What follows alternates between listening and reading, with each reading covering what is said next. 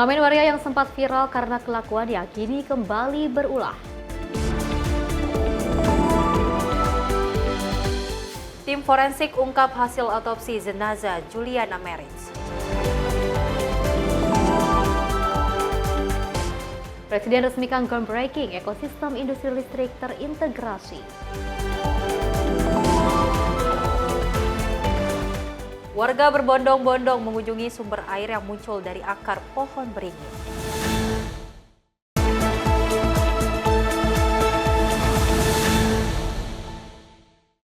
Halo, selamat pagi pemirsa Simpo TV.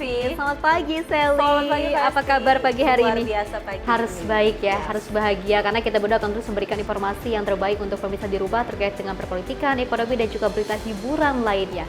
Meskipun kita saat ini sedang berbahagia, tapi ada juga yang bisa membuat kita marah ya. Salah satu pemberitaan terkait dengan pengamen waria yang memang sempat viral pada saat itu yang marah-marah akhirnya berulah kembali. Dan memang kalau kita ketahui pengamen waria ini dia sempat marah karena memang katanya dia tidak terima dikasih uang dengan yang sobek Festi. Tapi alangkah baiknya tidak perlu marah-marah karena kan kita ketahui bahwasanya ia juga mengamen, ya harusnya berperilaku yang baik-baik saja. Harus yang baik-baik saja ya, apapun yang diterima itu harus kita terima aja, apapun yang dikasih seperti itu ya. Mudah-mudahan ini bisa ada pengamanan yang lebih ketat lagi hingga tidak ada lagi yang mungkin para pengemis luar sana yang juga melakukan arogansi dan tidak ada lagi hal-hal yang menakutkan para orang-orang yang ada di luar sana.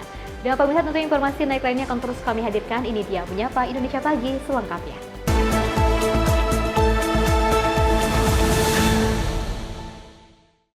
Pemirsa, kita awali dengan berita utama. CK, pengamen waria yang juga sempat viral karena marah-marah kepada karyawan apotek kembali berulah.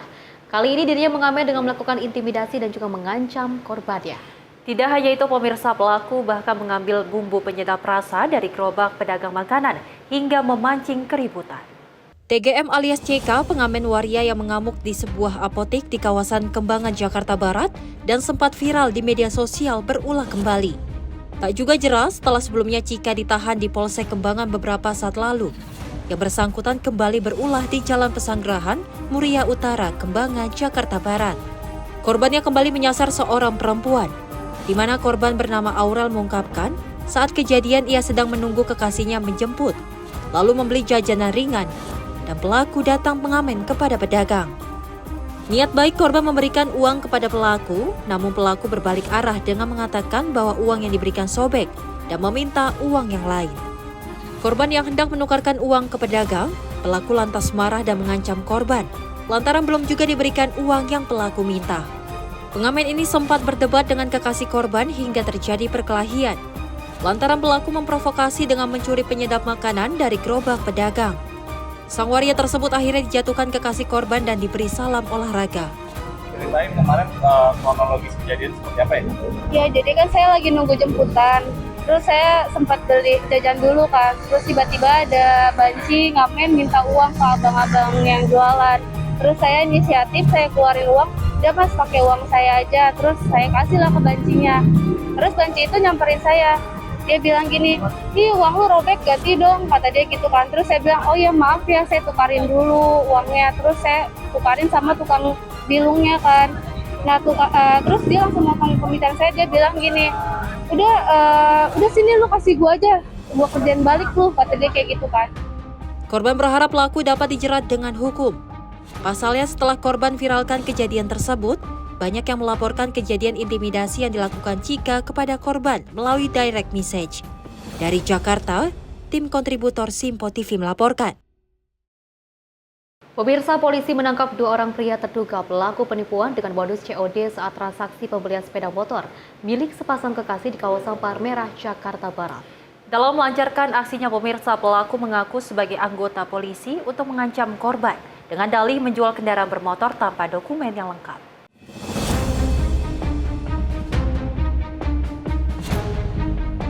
Inilah detik-detik di saat anggota Satreskrim Polres Metro Jakarta Barat melakukan penangkapan terhadap terduga pelaku penipuan jual beli sepeda motor milik sepasang kekasih. Mereka ditangkap petugas di rumah kontrakannya di 2 lokasi berbeda di kawasan Kapuk, Cengkareng, Jakarta Barat. Dari penangkapan tersebut, polisi berhasil mengamankan barang bukti sepeda motor milik korban yang sudah dicat hitam yang rencananya akan dijual oleh para pelaku. Wakasatresim Polres Metro Jakarta Barat AKP Raden Dwi Kenardi Dewanto Partista mengatakan pelaku yang juga diamankan berjumlah 2 orang setelah pihaknya menerima laporan korban terkait kasus tersebut. Meski demikian, saat ini penyidik masih melakukan pemeriksaan mendalam terhadap kedua pelaku yang menggunakan modus dengan mengaku sebagai anggota polisi dalam melancarkan aksinya. Laporan polisi terkait penipuan yang dilakukan oleh seorang yang mengaku anggota polisi. Kami dari tim Satreskrim Polres Metro Jakarta Barat melakukan penyelidikan dan dapat mengidentifikasi pelaku. Pelaku jumlah 2 orang kami dapat amankan di daerah Cengkareng. Saat ini pelaku masih dalam tahap penyidikan yang dilakukan oleh unit Resmob. Sebelumnya viral di media sosial saat sepasang kekasih di Jakarta Barat menjadi korban penipuan jual beli sepeda motor oleh pelaku yang mengaku sebagai anggota kepolisian dari Mabes Polri. Peristiwa tersebut terjadi di kawasan Palmerah, Jakarta Barat. Korban bernama Adelia dan kekasihnya Yusuf diketahui menjual sepeda motor keluaran tahun 2018 seharga 6 juta melalui media sosial Facebook. Dalam unggahannya, korban mencantumkan bahwa motor tersebut hanya dilengkapi STNK atas namanya tanpa BPKB karena buku pemilik kendaraan tersebut hilang. Dari Jakarta, kontributor Simpo TV melaporkan.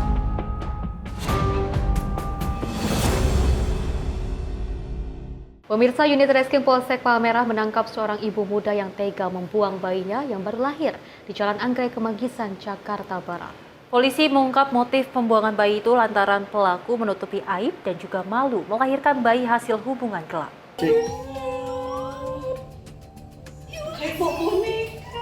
Kasus pembuangan bayi baru lahir di Jalan Anggrek Kemanggisan, Palmerah, Jakarta Barat berhasil diungkap unit Reskrim Polsek Palmerah. Usai ditangkap di kediamannya, pelaku berinisial YAD, seorang ibu muda langsung digelandang ke ruang tahanan oleh penyidik unit PPA Polres Jakarta Barat. Kapolsek Palmerah Kompol Eko Adi menjelaskan, pengungkapan berawal dari rekaman kamera pengawas di sekitar lokasi yang mencurigai gerak-gerik pelaku yang membawa sebuah tas dan kemudian meninggalkan lokasi dengan tangan kosong. Berbekal petunjuk tersebut, pelaku yang merupakan warga sekitar pun langsung diamankan di rumahnya. Menurut Kapolsek, motif pembuangan bayi tersebut lantaran pelaku malu melahirkan anak hasil hubungan gelap. Pada saat bayi tersebut diamankan, berdasarkan info dari masyarakat yang pertama kali menemukan kondisinya saat itu bayi tergeletak di jalan dengan kondisi tidak menggunakan pakaian di dekat semak-semak. Kemudian di sebelahnya itu ada tas plastik warna biru. Untuk motifnya, menurut hasil pemeriksaan bahwa yang bersangkutan itu merasa malu dan juga takut karena telah melahirkan bayi hasil hubungan gelapnya.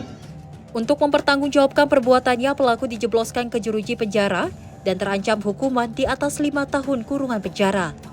Dari Jakarta, kontributor Simpo TV melaporkan. Aksi penganiayaan terhadap orang tua di Kota Bekasi, Jawa Barat kembali terjadi di Jati Asih, Kota Bekasi, Jawa Barat. Seorang anak tikam ibu kandungnya sendiri menggunakan pisau dapur. Akibat kejadian tersebut, pemirsa, korban mengalami luka serius di bagian kepala, pundak, serta paha.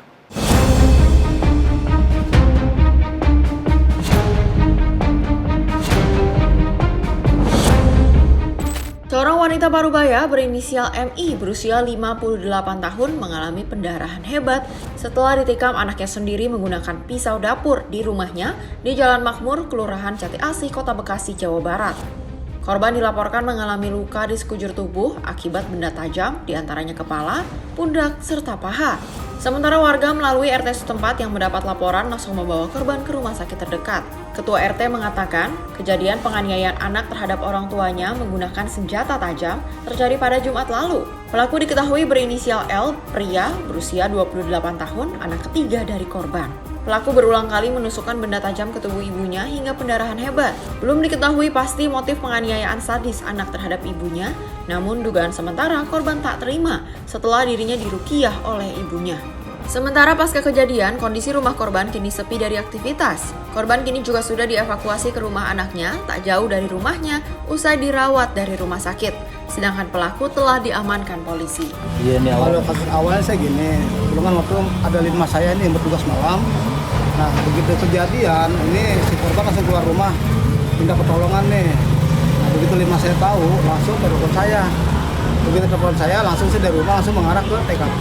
Begitu TKP, korban sudah bersimbah darah. Memang keluarga ini tertutup Pak, di lingkungan pun tutup. Makanya Pak kita tahu pas kejadian itu barulah ramai. Sebenarnya saya kok nggak pernah ini keluarga di sini tuh nggak pernah ada komunikasi ya. Karena memang kesibukannya dia kan punya usaha nih. Pagi berangkat ke tokonya, malam pulang. Jadi untuk di lingkungan tuh nggak ada komunikasi. Kasus penganiayaan anak terhadap ibunya secara sadis kini ditangani Unit Perlindungan Anak dan Perempuan Polres Metro Bekasi Kota. Dari Bekasi, Muhammad Ridwan, Sinpo TV melaporkan. Sangat miris sekali ya, saya dan juga pemirsa, kita juga kemarin sempat ada pemberitaan terkait di mana ada seorang ibu yang dianiaya secara langsung oleh anaknya, lalu juga terekam oleh kamera pengawas CCTV, yaitu salah satu warganya ataupun tetangganya yang melihat secara langsung lewat kamera CCTV tersebut. Bahkan juga sudah ada respon dari Gubernur Jawa Barat dan juga akan memberikan bantuan kepada ibunya, dan juga mudah-mudahan pelaku dan juga anaknya bisa diberikan kesadaran, bisa diberikan hidayah seperti itu ya. Apalagi ada lagi kejadian yang sangat miris hingga ditusuk ini ibu kandungnya sendiri oleh anaknya dengan alasan yang tidak dimasuk akal. Dan memang kalau kita ketahui alasan mengapa anak itu menusuk seorang ibunya dikarenakan memang katanya dia tidak terima. Betul, akan diruqyah oleh ibunya sendiri. Bahkan menurut kita ya Fesi sebagai seorang anak yang mempunyai ibu, ya harusnya tidak perlulah seperti ini. Terlebih kita bisa lahir di dunia ini karena ibu kita, dan bahkan ini hal yang sangat keji karena kita ketahui bahkan sampai ditusuk ibunya sampai mengalami luka serius yang akhirnya dirawat di rumah sakit. Ini menjadi pembelajaran juga bagi anak-anak muda di sana bahwasanya memang tolong lebih sadar lagi bagaimana menanggapi ataupun menahan rasa emosi kita ataupun amarah. Jangan sampai orang-orang sekitar kita jadi terkena akibat emosi kita. Selagi masih ada orang tua kita yang utuh, masih ada ibu, apalagi kita juga masih membutuhkan kasih sayang dari orang tua, sayangi mereka sebelum tiada. Seperti itu ya, dan mudah-mudahan kejadian seperti ini tidak terulang kembali. Orang-orang yang mungkin memiliki emosi yang cukup tinggi, ini bisa ada rasa gap di situ seperti itu ya, dan tidak ada lagi hal-hal yang memang bisa emosi ini bisa dilahirkan dengan harus menyakiti seseorang seperti itu ya, tapi mungkin lebih bisa diberikan edukasi bagaimana caranya untuk kita bisa menahan emosi diri kita sendiri. Dan kita lanjutkan informasinya pemirsa, sebelum dipulangkan ke negara asalnya, berhasil dokter forensik Rumah Sakit Bali Mandara, Denpasar, Bali, terlebih dulu melakukan otopsi terhadap jenazah warga negara Brasil, Juliana Marins, yang juga jatuh ketika mendaki Gunung Rinjani di Lombok Timur, Nusa Tenggara Barat. Dan berdasarkan hasil pemeriksaan pada tubuh Juliana, dokter spesialis forensik Rumah Sakit Bali Mandara ini menemukan luka-luka di seluruh tubuh korban dengan dominasi luka lecet, geser yang menandakan korban terkena benda-benda tumpul saat terjatuh di Cemara Nunggal. Setelah menempuh perjalanan yang panjang, jenazah Juliana Marins, warga negara asing asal Brazil, jatuh ketika mendaki Gunung Rinjani di Lombok Timur, Nusa Tenggara Barat, tiba di Rumah Sakit Bali Mandara, Denpasar, Bali. Dengan diantar mobil ambulans Rumah Sakit Bayangkara Polres Mataram, jenazah Juliana kemudian diotopsi oleh dokter spesialis forensik Rumah Sakit Bali Mandara. Proses otopsi dilakukan atas permintaan resmi keluarga korban dan menjadi bagian dari langkah penyidikan yang sedang dilakukan aparat di Nusa Tenggara Barat. Proses otopsi meliputi kepala atau tengkorak, dada, dan juga perut.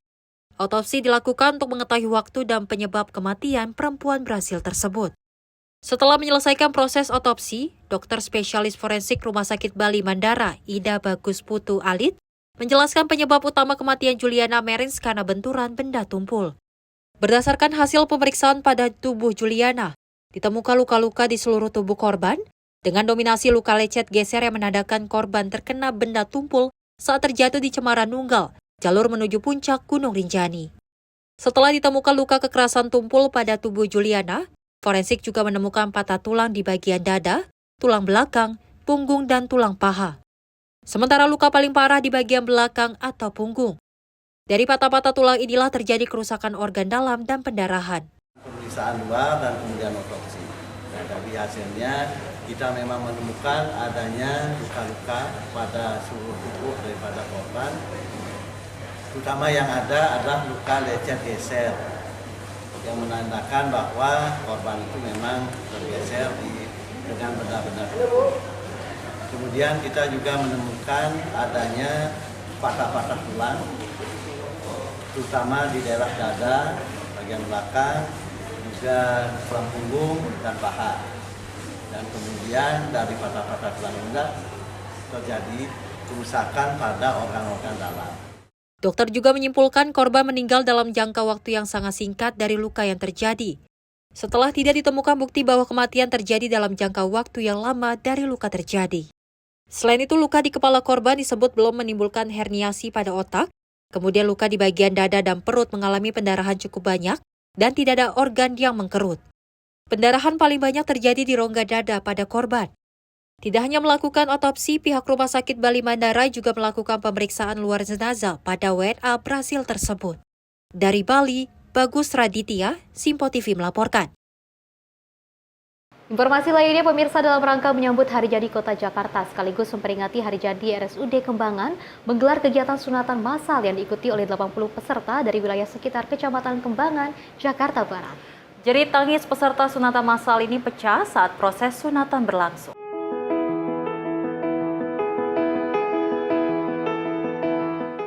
Jerit tangis peserta sunatan pecah saat satu persatu peserta sunatan berada di atas meja operasi. Sebanyak 8 meja operasi dipersiapkan untuk kegiatan sunat massal dengan peserta anak dari warga yang berdomisili di kawasan Kembangan, Jakarta Barat. Agenda hitanan massal secara gratis tanpa dipungut biaya ini digelar di RSUD Kembangan, Jakarta Barat masih dalam rangkaian memperingati Hari Jadi Kota Jakarta sekaligus Hari Jadi Rumah Sakit Umum Daerah milik Pemprov Jakarta tersebut. Kegiatan ini mendapat apresiasi dari para orang tua peserta anak yang merasa terbantu dengan adanya kegiatan sosial tersebut. Ya, bagus sih Pak, membantu kita memudahkan membantu kita dalam masalah ini. Terus selain itu murah ya kan?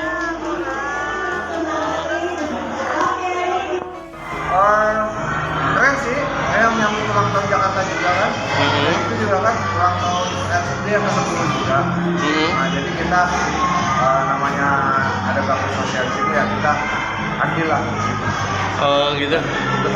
Tadi kelihatannya anaknya nangis tuh. Kenapa tuh Bang? Ya itu wajar, namanya sakit, anak-anak juga kan satu mungkin takut, mungkin ya karena pertama kali juga nggak bisa kedua kali kan. Itu aja sih. Oh gitu. Pasti ngerasain lah namanya sakit. Gitu. Sebanyak 80 anak mengikuti agenda hitanan massal ini dengan harapan kegiatan ini dapat membantu masyarakat sekitar. Dari Jakarta, kontributor Simpo TV melaporkan. Pemirsa, tempat rekreasi Taman Impian Ancol menargetkan sebanyak 600.000 lebih pengunjung pada periode libur panjang sekolah tahun 2025. Dan kawasan Pantai Ancol masih menjadi tujuan favorit para pengunjung dan diikuti dunia fantasi dan juga SeaWorld. Vice Presiden Hubungan Antar Lembaga PT Pembangunan Jaya Ancol TBK, Martua Hami Siregar, mengungkapkan sebanyak 37.500 total pengunjung akan ditargetkan setiap harinya selama periode libur panjang mulai 27 Juni hingga 13 Juli mendatang. Dirinya menjelaskan dari total pengunjung harian ini, secara keseluruhan akan diproyeksikan 600.000 lebih masyarakat mengunjungi Taman Impian Ancol. Untuk wahana favorit sendiri, kawasan Pantai Ancol masih menjadi primadona pengunjung, disusul dunia fantasi dan SeaWorld. Menyoroti puluhan ribu pengunjung di tiap harinya, pihak Ancol memastikan ketersediaan lahan parkir tidak mengalami peningkatan dan akan berlangsung seperti hari biasa.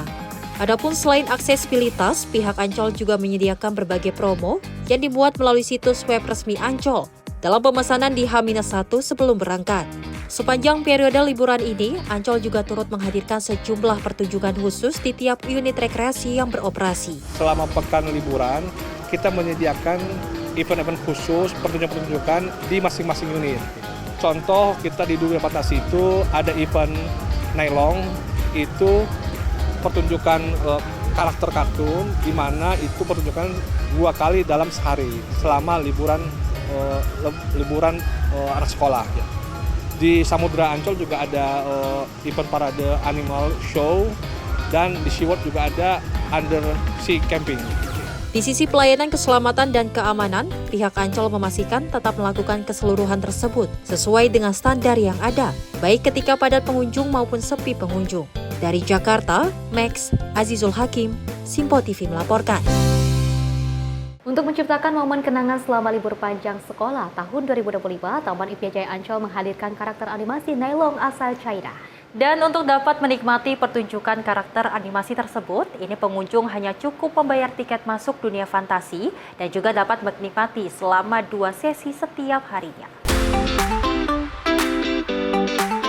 Taman Impian Ancol menghadirkan Nailong, karakter animasi asal Cina yang berada di unit rekreasi dunia fantasi, sebagai upaya menciptakan kedekatan dan memori kenangan bagi para pengunjung selama periode libur panjang sekolah tahun 2025.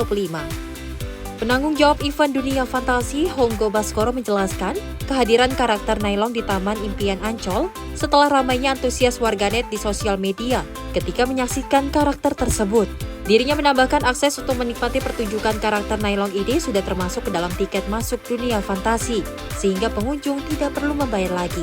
Pengunjung pun dapat bersuah foto bersama karakter tersebut, serta menari bersama dengan Nailong yang dipandu melalui atas panggung.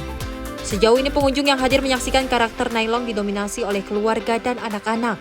Pertunjukan ini akan berlangsung setiap harinya selama 2 sesi, yakni pukul 1 siang dan 3 sore, selama periode libur panjang sekolah, mulai 27 Juni hingga 13 Juli 2025. Oke, kalau Nailong ini kan dia sedang tren ya di media sosial ya, jadi mungkin ini adalah pilihan yang menarik nih buat para pengunjung Dufan untuk mencari hiburan baru. Mereka bisa ketemu Nailong di sini, bisa foto bareng, bisa ngedance bareng. Kalau untuk pengunjung ya, untuk penonton Nailong kita lebih ke keluarga dan anak-anak sih pada umumnya, karena emang karakter ini emang sering muncul di media sosial, terus di FYP juga sering muncul, jadi mungkin untuk keluarga dan anak lebih tepat sih. Bagi pengunjung sendiri turut mengungkapkan akan datang kembali bersama keluarganya selama periode libur panjang ini. Karena Nailong di rumah juga anak-anak banyak nonton ya, jadi ketika dia ngelihat langsung di Dufan, mungkin lumayan excited jadinya.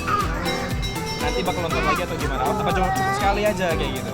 Mungkin nanti kita cari waktunya lagi mungkin ya. Dari Jakarta, Max Azizul Hakim, Simpo TV melaporkan. Libur panjang Tahun Baru Hijriah membuat berbagai destinasi wisata dipadati oleh pengunjung. Taman Safari Bogor masih menjadi salah satu primadona bagi para wisatawan. Dan salah satu yang paling menarik perhatian di Taman Safari Bogor, Jawa Barat adalah pertunjukan show cowboy. Dengan menunjukkan atraksi penuh aksi dan juga adrenalin ini jadi favorit wisatawan.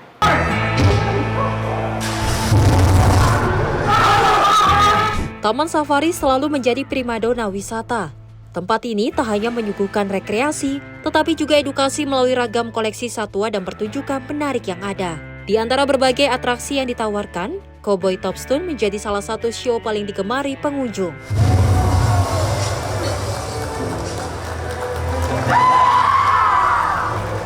Dengan menghadirkan suasana khas Wild West lengkap dengan kostum cowboy, kuda hingga adegan tembak-tembakan yang menegangkan juga aksi serunya menjadi daya tarik tersendiri hingga banyak penonton yang antusias menyaksikannya. Yang paling suka barusan itu tuh, ini cowboy show, iya cowboy show ya. Kenapa tuh Bu Ibu suka banget sama cowboy? Ya suka aja, itu seru gitu ya. Karena emang justru saya kesini ngincernya yang cowboy. Kenapa gitu tuh? Karena emang dari dulu kecil tuh saya udah pokoknya ngincernya inilah, karena first impression dari nonton cowboy ini tuh kayak wah megah banget. Dengan beragam daya tarik yang ditawarkan, menjadikan Taman Safari sebagai destinasi wisata yang tak lekang oleh waktu. Dari Bogor, Jawa Barat, Nadia Kusuma, Simpo TV melaporkan. Taman Safari Bogor masih menjadi destinasi wisata favorit masyarakat untuk menghabiskan waktu libur panjang bersama dengan keluarga dalam rangka memperingati 1 Muharram 1446 Hijriah. Wahana edukasi Baby Zoo menjadi salah satu tempat favorit pengunjung di Taman Safari. Karena selain bisa melihat satwa dari dekat, pengunjung juga bisa berinteraksi langsung dengan memberi makan satwa.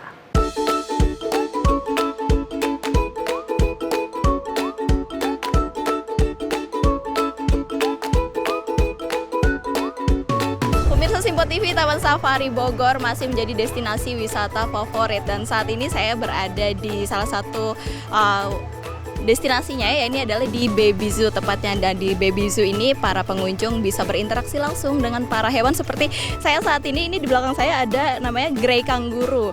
Nah, untuk berbincang-bincang ini saya sudah bersama kipernya, yaitu Bapak siapa, boleh dikenalkan? Nama saya Agus Sigit Secerowanto. Oke, Pak Agus ya. Oke, Pak Agus ini boleh dijelasin nggak sih ini dia umur berapa dan asalnya dari mana, apa dari lahir dari sini, gimana? Kalau ini namanya Jordan, aslinya dari Australia. Jadi ini lahiran di sini Kak. Ini udah jadi orang Sunda. Iya, jadi namanya Jordan. Kalau yang bawah ini namanya Giselle. Giselle baru umur 6,5 tahun sama juga umurnya. Kakak ya. Iya. Nih, ini kayaknya lapar gitu ya, apa gimana nih? Aku juga saya mau coba feeding time gitu ya sama siapa nih, Jordan nih. Jordan boleh. Oke. Ini gimana? Langsung aja. Boleh, ya. Oh, oke. Ih, lucu banget nih. Emang ini adalah kanguru grey gitu ya, kanguru abu-abu gitu ya Pak ya. Dan dari lahir ini ada di Taman Safari, memang sudah dirawat di Taman Safari Bogor dan umurnya masih 6,5 tahun. Ini yang hamil, siapa namanya? Namanya Giselle. Oke, namanya Giselle. Oke, lucu sekali memang tidak hanya kanguru saja, tapi di Taman Safari ini juga masih banyak sekali satwa-satwa yang dirawat di Taman Safari, seperti tadi ada singa begitu, dan juga tadi ada burung atau di Taman Birdland seperti itu, dan juga memang banyak sekali spesiesnya ini dilepas liarkan seperti itu, dan jadi tidak perlu khawatir bagi para pengunjung yang akan berkunjung ke Taman Safari, memang hewannya sudah dipastikan aman dan juga ramah oleh pengunjung gitu. Oke, Bapak ini kalau boleh tahu sudah berapa lama sih di Taman Safari? Ini dari tahun 2015 Kak. Tahun 2015. Oke, ini Bapak emang khusus untuk di Grey Kangguru atau Kalau saya di sini saya leadernya Kak. Ada petugasnya lagi yang bertugas untuk merawat satwa ini. Jadi ini khusus kalau buat makanannya ini tiap hari makannya rumput sama biji-bijian Kak. Ada beras merah, kacang hijau, jagung pecah, terus rumput hai. Rumput hai ini juga asli dari Australia Kak. Oke, berarti makanannya emang ada yang langsung dari Australia begitu. Oke, kalau selain kanguru ini wisata satwa favorit yang jadi favorit pengunjung tuh apa sih Pak? Kalau di sini favoritnya tuh pertama tuh ke ipi Kak ya, ke panda, giant panda. Itu favoritnya begitu Kak. Ini lagi hamil, kira-kira hamilnya berapa bulan dan lahiran kapan nih Pak? Kalau lahiran ini bukan lahiran Kak ya, jadi ini dari umur 0 hari sampai 6 bulan Kak. Kalau udah 6 bulan dia bisa nongol kepalanya, kalau udah 7 bulan dia udah keluar dari kantongnya. Iya. Anaknya itu diperkirakan umur 1 hari itu 2 cm aja Kak. Kalau boleh tahu, ini kan hari ini libur panjang. Nah, untuk mengantisipasi kepadatan pengunjung yang mau berinteraksi dengan satwa-satwa di sini itu seperti apa sih Pak? Kita selalu mengimet Kak. Jadi kita kalau feeding kayak gini tidak bisa selanjutnya on time terus Kak. Jadi kalau kita kanggurunya udah kenyang ini Kak, kita harus istirahatin dulu Kak. Nggak bisa on time terus begitu Kak. Ini kan ada safari malam, apa satwa-satwanya juga aktif di malam hari? Kalau safari malam tetap Kak, sama kayak siang, cuma bedanya ada siang juga ada malam. Tapi lebih menantang tuh malam Kak. Iya. Karena kalau siang udah biasa Kak, jadi kalau malam itu ada suasana malam, gimana sih aktivitas satwanya kalau malam itu kayak apa begitu. Terima kasih atas informasinya Bapak, selamat maju, selamat aktivitas kembali. Oke, baik itu dia pemirsa, memang kalau pemirsa mau bingung gitu ya akan berwisata kemana, ini Taman Safari ini bisa menjadi salah satu destinasi wisata yang patut dikunjungi oleh para pengunjung atau para masyarakat yang sedang menikmati libur panjang. Demikian informasi kali ini dari Jakarta, Sri Dewi Andayani, Mutia Aldi melaporkan untuk Sinpo TV.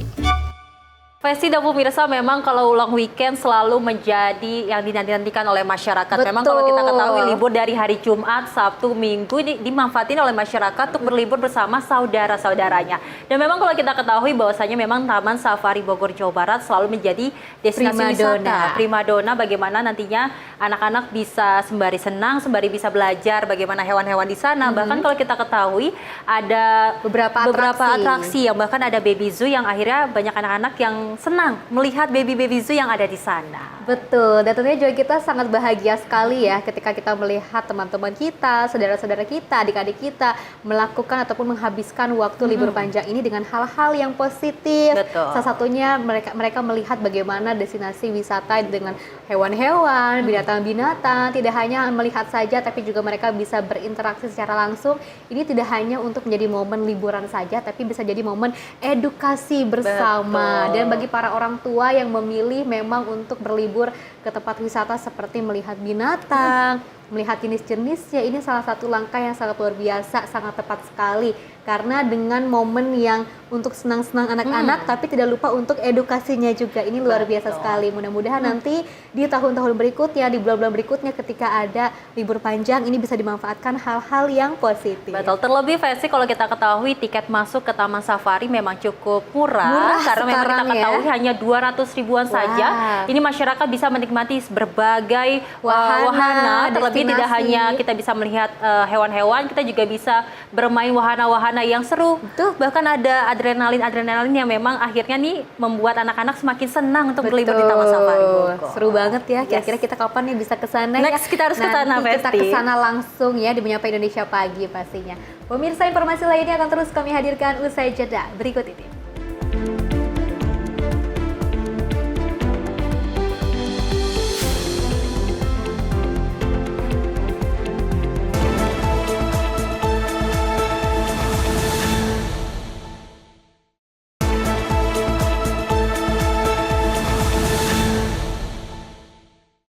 Terima kasih pemirsa, Anda masih menyaksikan Menyapa Indonesia Pagi. Informasi kita lanjutkan, di mana Kasat Jenderal TNI Maruli Simanjuntak menyatakan komitmen TNI Angkatan Darat untuk mendorong pembangunan kebun buah skala besar bagi kepentingan masyarakat. Tentunya pemirsa, program ini diharapkan dapat menjadi pilot project nasional yang dimulai dari Jawa Barat.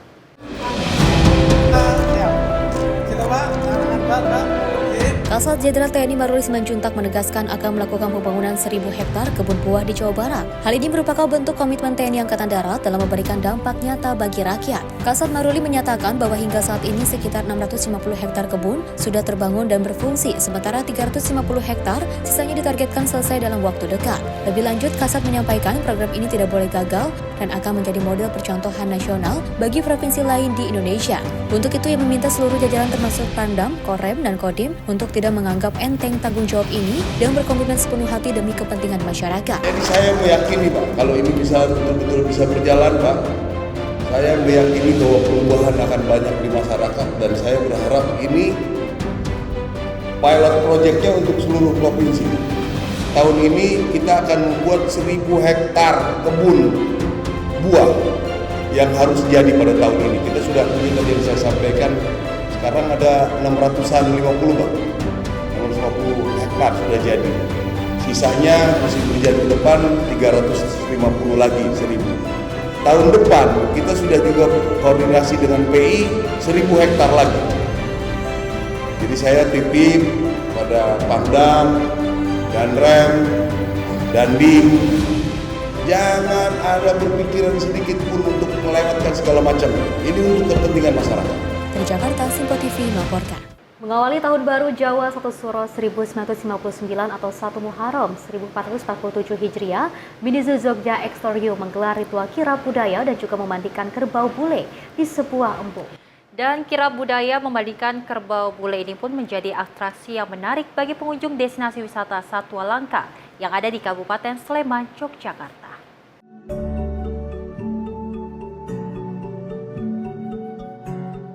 Arak-arakan bergodo atau prajurit tradisional Jawa mengiringi prosesi kirab budaya dan ritual memandikan 3 ekor kerbau bule koleksi Langka Minizu Jogja Exotarium di Kapanewon Melati, Kabupaten Sleman, Yogyakarta. 3 ekor kerbau bule ini diarak menuju ke sebuah embung yang berada di zona timur Minizu Jogja Exotarium. Turut mengiringi kirab budaya ini tari edan-edanan yang diperankan oleh anak-anak usia sekolah dasar. Di belakangnya turut mengikuti sejumlah remaja membawa hewan langka koleksi Minizu Jogja Exotarium seperti burung makau, iguana, hingga ular dan juga musang. Setibanya di embung, peserta kirab berbaris mengelilingi embung untuk sejenak berdiam memanjatkan doa. Setelah itu prosesi inti memandikan kerbau bule pun kemudian dimulai, yang diawali dengan tabur bunga ke dalam embung. Media ada kerbau bule yang mau dikirap, jadi anak saya tertarik terus kesini. Seru sih, anaknya jadi bisa tahu kebo tuh nggak cuman ada warnanya yang coklat, tapi ada yang warnanya albino, putih, jadi dia tahu. Senang banget sih bisa ngelihat tradisi Jawa secara langsung ada di Minizu Exotarium ya, jadi bisa untuk edukasi anak saya ini bahwa di Jawa itu ada loh kirab dari turunan kerbau bule gitu dari mana? Kasunanan Solo ya. Kirab budaya dan memandikan kerbau bule ini merupakan ritual tahunan dalam rangka menyambut Tahun Baru Jawa 1 Suro 1959 atau 2025. Dengan ritual memandikan kerbau bule 1 Suro 1959 Jawa, pengelola berharap pada tahun baru ini akan semakin banyak keberkahan dan kemudahan.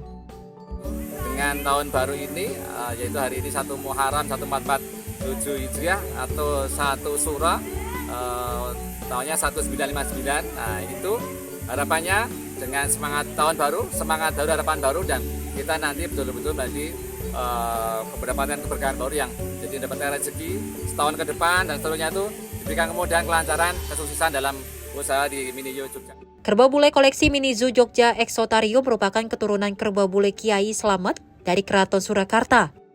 Keberadaannya menjadi koleksi unik dan daya tarik wisata budaya bagi para pengunjung. Dari Kabupaten Sleman, Yogyakarta, Wahyu Wibowo, kontributor Simpo TV melaporkan. Informasi lainnya, pemirsa, kemunculan sumber air jernih dari akar pohon beringin di Desa Tapos, Kecamatan Tiga Raksa, Kabupaten Tangerang, Banten, menghebohkan warga. Dan fenomena alam yang tidak biasa ini membuat warga berbondong-bondong untuk mengambil air tersebut lantaran dianggap memiliki kekuatan yang sakral. Puluhan warga tampak memadati lokasi kemunculan sumber air jernih dari akar pohon beringin di Desa Tapos, Kecamatan Tiga Raksa, Kabupaten Tangerang, Banten. Mereka tampak mengantri sambil membawa wadah seperti botol dan galon bekas untuk menampung air yang terus mengalir dari akar pohon beringin ini. Bahkan beberapa warga di antaranya terlihat mencuci wajah mereka dan langsung meminum air akar pohon yang juga dianggap mereka memiliki kekuatan sakral. Seorang warga mengatakan sumber air yang muncul dari akar pohon beringin ini ditemukan oleh seorang warga yang dikabarkan mendapatkan lokasi sumber air ini melalui mimpi. Air yang ditampung warga dari akar pohon beringin ini biasanya digunakan untuk dikonsumsi, memasak, dan keperluan rumah tangga lainnya seperti untuk keperluan wudhu. Ada 10 harian, kalau 2 minggu belum tentu ya, belum ada ya. Setiap hari ramai Bu warga kesini Bu? Ramai aja yang kesini berduyun-duyun ngambil air. Itu warga semua di mana-mana kesini pada kesini. Itu buat apa aja sih biasanya digunakannya? Digunakannya buat cuci muka nggak apa-apa, buat diminum, mandi, terutama pokoknya wudhu. Pokoknya buat kebutuhan semua orang lah. Oh, kayaknya sih kalau itu airnya jernih sekali, nggak tahu ya bedanya apa. Ya udah air aja, buktinya bening aja gitu. Di sumur gede. Kalau diminum rasanya kayak air mineral yang biasa kita minum. Gitu, nggak apa-apa itu, nggak ada. Misalnya nggak ada yang kayak kuman-kuman, nggak ada. Sempet juga kerbau di sini dimandiin. Nggak boleh kerbau mah, itu berarti nggak ridho kali ya. Harusnya buat manusia gitu, semua orang. Manusia siapa aja boleh, yang penting jangan pakai buat binatang. Sementara itu, Ketua MUI Kecamatan Tiga Raksa, Idrus, berpesan kemunculan air dari akar pohon beringin ini tidak dikaitkan dengan hal-hal yang mistis dan juga keyakinan tertentu. Sudah menjadikan iroda dan rahmat dari Allah Subhanahu Wa Taala, mudah-mudahan jadi sumber air bersih dan mudah-mudahan membawa barokah ke warga setempat, khususnya Kampung Tapos, Desa Tapos. Ya kalau saya sih ini mudah-mudahan jadi barokah, ya jangan dikomersilkan.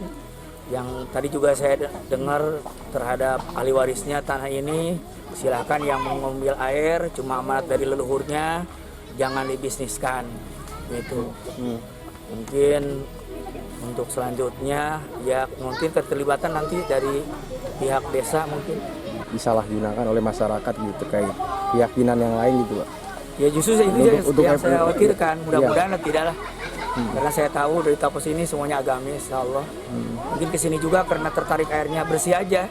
Gitu. Meski demikian, masyarakat sekitar boleh memanfaatkan sumber air dari akar pohon beringin ini untuk keperluan rumah tangga dan keperluan lainnya. Meski demikian, masyarakat sekitar boleh memanfaatkan sumber air dari akar pohon beringin ini untuk keperluan rumah tangga dan juga keperluan lainnya. Untuk menghindari munculnya polemik, MUI Kecamatan Tiga Raksa meminta warga untuk tidak menambahkan ornamen apapun di lokasi penemuan sumber air tersebut. Dari Tangerang, Mujib Latumairisa, Simpo TV melaporkan.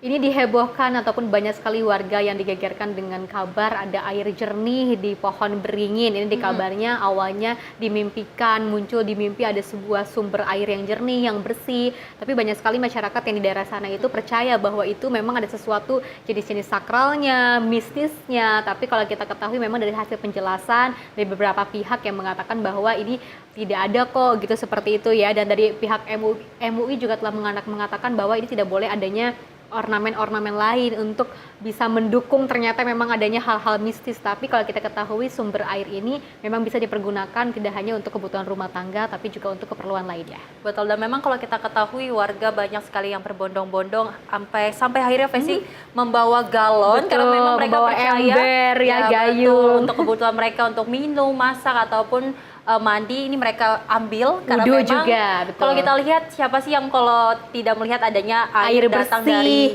pohon, pastinya kita juga sebagai masyarakat akan bertanya-tanya ada apa ini. Dan memang ini kalau kita lihat ya cukup menarik karena Betul. kalau kita ketahui air jernih datang dari pohon ya banyak warga yang akhirnya mengambil air itu. Betul, tapi memang ini kalau kita lihat dari hasil penjelasan memang seperti itu adanya dan ini memang sudah diberlakukan dari sejak lama, dari sejak dulu. Jadi ini kalaupun ada orang ataupun pemberitaan yang miring-miring terkait adanya hal-hal mistis, ini tidak benar ya, tapi memang selalu dipergunakan untuk air bersih untuk keperluan rumah tangga dan juga keperluan lainnya. Pemirsa, kita lanjutkan informasi lainnya. Kementerian P2MI menggelar rapat koordinasi nasional dalam rangka mengkonsolidasikan langkah yang mampu mendorong prioritas kementerian. Dan tentunya pemirsa, selain itu Rakornas juga untuk meningkatkan sinergi antar kementerian lembaga dalam upaya perlindungan pekerja migran Indonesia.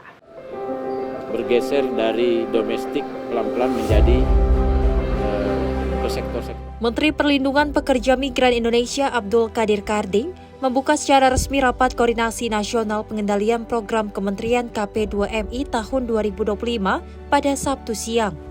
Dalam sambutannya, Karding menegaskan komitmen pemerintah untuk terus memperkuat perlindungan dan penempatan pekerja migran secara aman dan terkonsolidasi. Menteri Perlindungan Pekerja Migran Indonesia Abdul Qadir Karding menyebutkan, Rakornas ini digelar untuk menyamakan persepsi, mengkonsolidasikan langkah prioritas kementerian, serta merapikan berbagai hal yang masih belum terkoordinasi dengan baik. Kementerian P2MI mendapatkan 2 tugas prioritas utama dari Presiden Prabowo Subianto, yaitu melindungi pekerja migran dari tindakan kekerasan dan perdagangan orang, serta menempatkan pekerja migran di sektor yang lebih aman dan menjanjikan kesejahteraan. Lebih lanjut, Karding menyampaikan bahwa dirinya bersama Wakil Menteri turut aktif melakukan kampanye peluang kerja di luar negeri ke kampus, Pemda, dan berbagai daerah. Upaya ini dilakukan untuk memotivasi generasi muda Indonesia agar siap bekerja dan berdaya saing di tingkat global maupun internasional. Yang memang mengundang seluruh kepala balai yang ada di seluruh Indonesia. Ada 23 kepala balai dan seluruh eselon 1, eselon 2, dan eselon 3 yang terkait juga kita undang.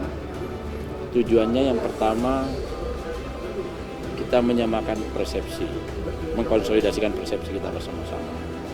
Yang kedua, mengkonsolidasikan langkah-langkah yang akan kita dorong yang menjadi prioritas-prioritas kementerian. Yang ketiga, merapikan hal-hal yang belum rapi. Nah, ada beberapa hal yang menjadi prioritas kita karena kami dapat KPI 2 dari Presiden, melindungi dan menempatkan. Melindungi supaya tidak terjadi kekerasan, termasuk perdagangan orang, menempatkan dengan syarat aman. Yang kedua, bergeser dari domestik pelan-pelan menjadi ke sektor-sektor lain yang lebih baik salarinya ya dan kesejahteraannya. Jadi hanya 2 itu tugas kita. Dari Jakarta, Jihan Nabila Mutia, Simpo TV melaporkan. Pemirsa, Menteri Perlindungan Pekerja Migran Indonesia Abdul Qadir Karding meresmikan Undip Migran Center yang pertama di Indonesia. Tentunya pemirsa, hal ini dinilai sebagai langkah konkret membuka jalan bagi anak-anak muda Indonesia untuk menapaki karir global secara prosedural. Hari ini kita ketemu dan Undip jadi yang pertama kita launching Migran Center. Pada 26 Juni 2025, Menteri Perlindungan Pekerja Migran Indonesia, Abdul Qadir Karding, meresmikan Undip Migran Center yang pertama di Indonesia. Di Undip Migran Center ini, semua layanan disiapkan, mulai dari pelatihan bahasa, soft skill, keahlian teknis, hingga informasi dan pendampingan pemberangkatan. Menteri Karding ingin memastikan bahwa bonus demografi tak akan menjadi beban, namun berubah menjadi berkah bagi bangsa. Itulah kemudian kita menggagas konsep yang namanya Migran Center. Kita ingin mengisi ruang-ruang bonus demografi ini dengan menempatkan anak-anak kita ke luar negeri. Namanya Migran Center. Di sini ada informasinya, di sini ada pelatihannya, baik soft skill maupun skill, pelatihan bahasanya sudah di situ juga, dan semua hal yang terkait persiapan pemberangkatan kita olah di sini. Ini jadi satu ekosistem. Lebih lanjut, Menteri Karding menyatakan sepakat dengan Rektor Undip, Prof. Suharnomo, bahwa pengangguran sarjana saat ini sudah sangat tinggi. Di satu sisi, lapangan kerja tidak hanya di dalam negeri. Kesempatan di luar negeri terbuka luas, tidak hanya yang domestik, tapi juga profesional. Tim redaksi Sinfo TV melaporkan. Festi dan pemirsa, ini merupakan langkah yang tepat yang dilakukan oleh Abdul Qadir Karding, di mana memang kalau kita ketahui Undip Migran Center dilakukan ataupun dibuat untuk agarnya nantinya pekerja migran Indonesia tidak lagi tertipu dengan adanya lowongan pekerjaan yang memang menawarkan dengan gaji yang cukup tinggi. Karena kalau kita ketahui banyak sekali kasus yang beredar di media sosial. Betul, yang beredar di media sosial yang memang mengenaskan para pekerja migran Indonesia, di mana salah satunya negara Kamboja, yang kalau kita ketahui Festi di mana situ banyak sekali yang penipuan dan akhirnya pekerja migran disiksa sampai akhirnya tidak bisa pulang ke negaranya masing-masing. Dan langkah yang dilakukan oleh ataupun kerjasama yang dilakukan oleh Undip kepada Menteri P2M ini sangat luar biasa sekali ya. Karena bisa membantu dan juga memberikan edukasi kepada masyarakat Indonesia, tidak hanya yang mungkin kesusahan untuk memberikan ataupun mencari informasi terkait bagaimana caranya mendapatkan dokumen-dokumen legal seperti itu ya, apa saja persyaratan yang memang harus dilakukan dan seperti jenis pekerjaan apa yang memang sesuai dengan prosedurnya seperti itu ya. Jangan sampai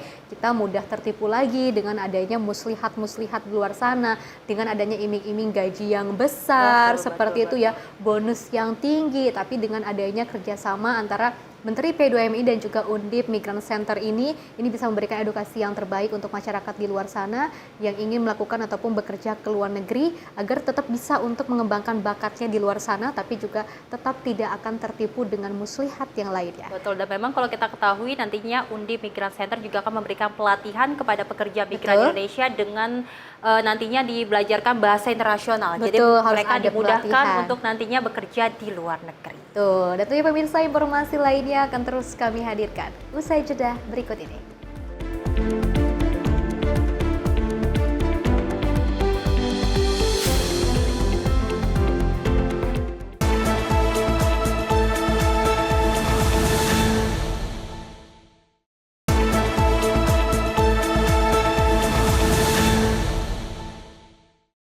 Masih bersama kami pemirsa dalam Menyapa Indonesia Pagi, informasi kita lanjutkan.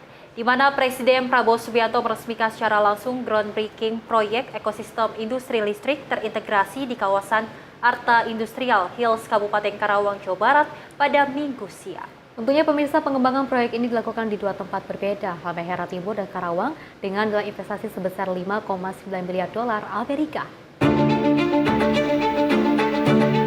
Groundbreaking proyek ekosistem industri kendaraan listrik terintegrasi seluas 3.023 hektar diresmikan langsung oleh Presiden Prabowo Subianto di Kabupaten Karawang, Jawa Barat pada Minggu siang. Proyek memiliki nilai investasi sebesar 5,9 miliar dolar Amerika atau setara 100 triliun rupiah dengan penyerapan tenaga kerja langsung sebanyak 8.000. Secara luas, proyek ini terbagi ke dalam 6 proyek pengembangan, di mana 5 proyek berada di Provinsi Maluku Utara, 1 proyek berada di Kabupaten Karawang, Provinsi Jawa Barat. Pada peresmian ini dihadiri langsung jajaran pimpinan Komisi 12 DPR RI, pimpinan dan Antara Indonesia, Menteri BUMN Erick Thohir, Menteri Energi dan Sumber Daya Mineral Bahlil Lahadalia, Menteri Perindustrian Agus Gumiwang, Gubernur Jawa Barat Deddy Mulyadi, dan sejumlah jajaran perangkat daerah baik Provinsi Jawa Barat dan Maluku Utara. Prabowo juga turut membeberkan dirinya acap kali tidak menghadiri secara langsung peresmian yang masih bersifat groundbreaking ini. Di momen tersebut, Prabowo meyakini telah menciptakan sejarah baru tanah air, khususnya di sektor hilirisasi energi. Tapi kita juga wajib introspeksi diri, kita harus pandai mengelola. Dan sekarang hari ini groundbreaking ini bukti keseriusan para pimpinan kita dan kerjasama kita dengan mitra kita, dengan sahabat kita. Kita bermitra dengan kawan-kawan kita, saudara-saudara kita dari Tiongkok. Kita bisa bekerja sama dengan program yang menurut saya ini termasuk bisa dikatakan kolosal, bisa dikatakan terobosan luar biasa.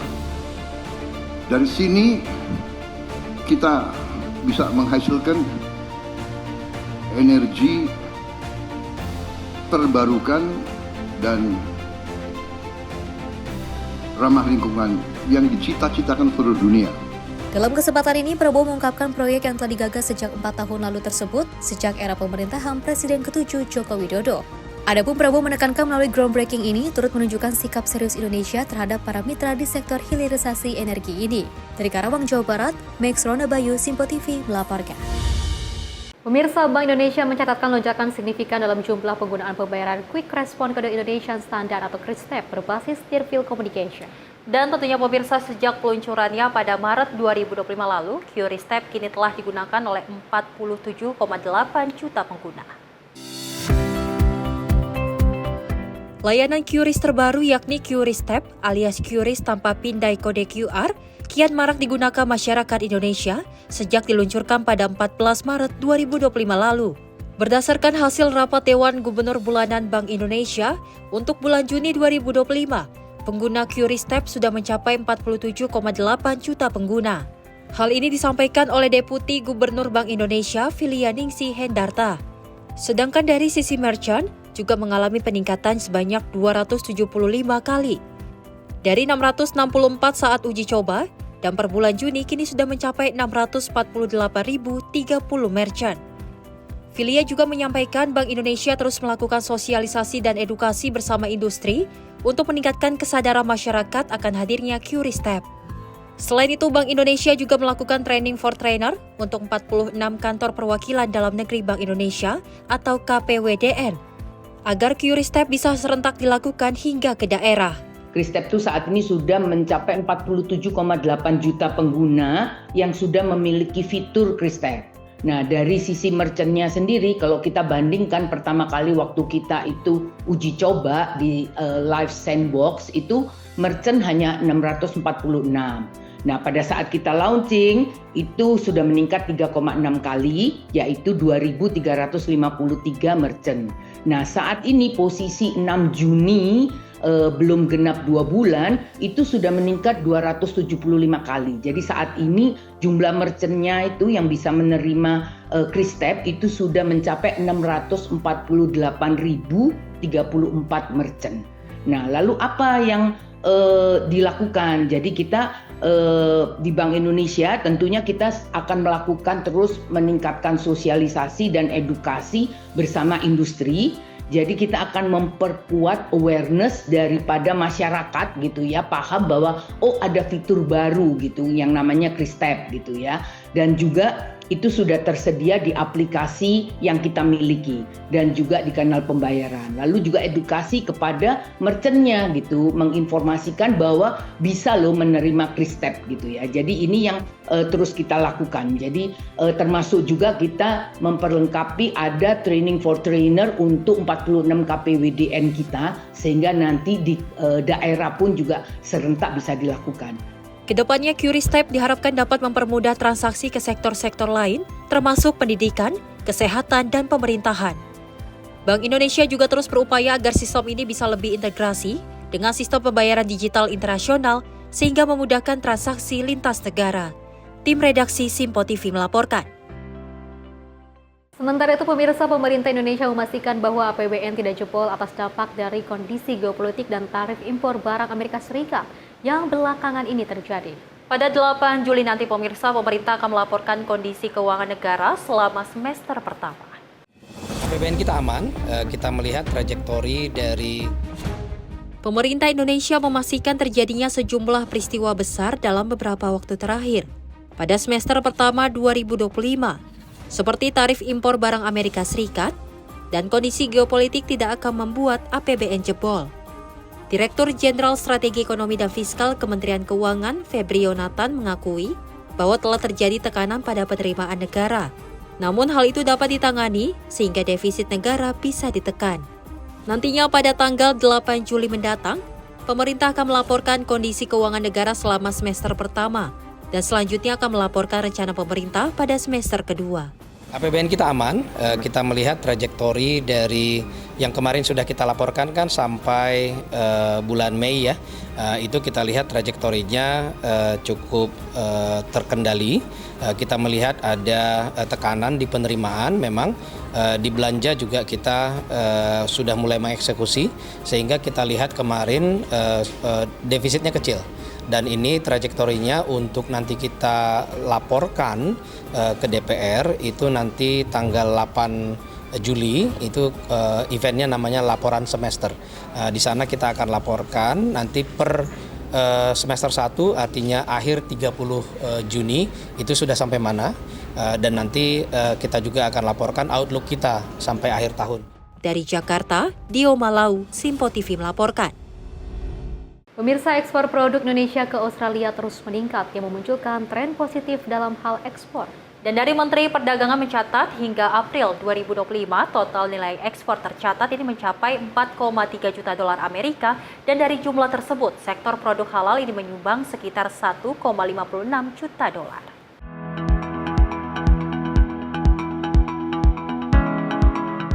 Menteri Perdagangan Republik Indonesia Budi Santoso menghadiri kegiatan penandatanganan perjanjian kerjasama pengembangan ekspor nasional antara Direktorat Jenderal Pengembangan Sektor Nasional dengan Global Australian Halal Certification di Auditorium Kemendak RI.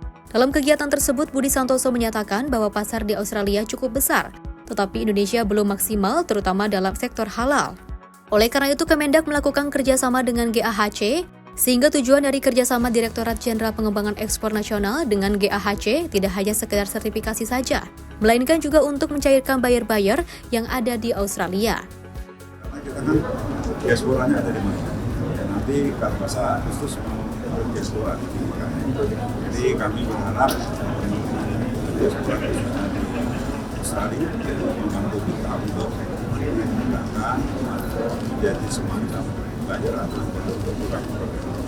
Jadi kerjasama ini sebenarnya sudah mulai kita jalankan lama dan sekarang sudah beberapa perjanjian atau binaan ya. Jadi harapan kita ekspor kita semakin meningkat. Ya, saya kira gitu ya.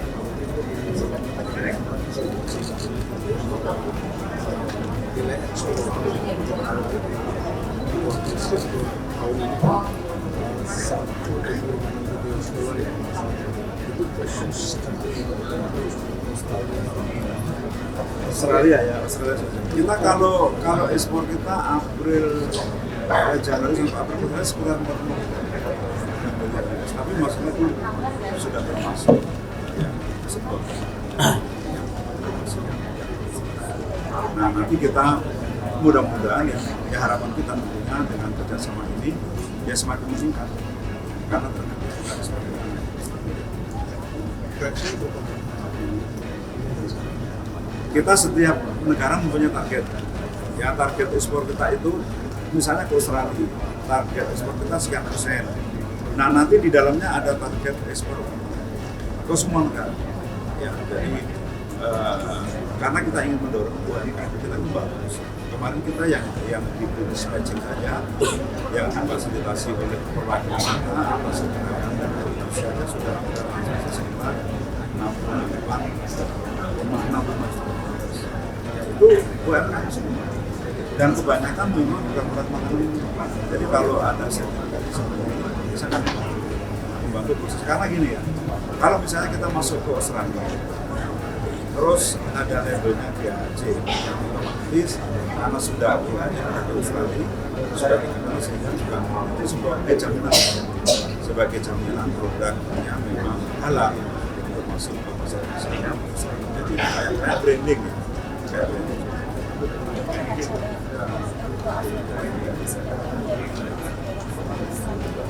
Ya, jadi ini salah satu terus kita juga memiliki semen lokal banyak juga lapangan yang masuk jadi memang kita mendorong dia bisa masuk Australia melalui masyarakat kita waktu itu saya sudah ketemu dengan yang akan dan mereka siap, teman-teman diaspora ini siap untuk menjadi di Australia. Ini salah satu karena kan beda ya, kalau yang impor keringat itu misalnya asli orang Australia, dia akan juga banyak pilihan. Tapi kalau importernya diaspora pasti akan memprioritaskan produk. Kemendag pun berharap agar produk ekspor Indonesia semakin meningkat ditambah dengan adanya diaspora dapat membantu perkembangan produk Indonesia yang ada.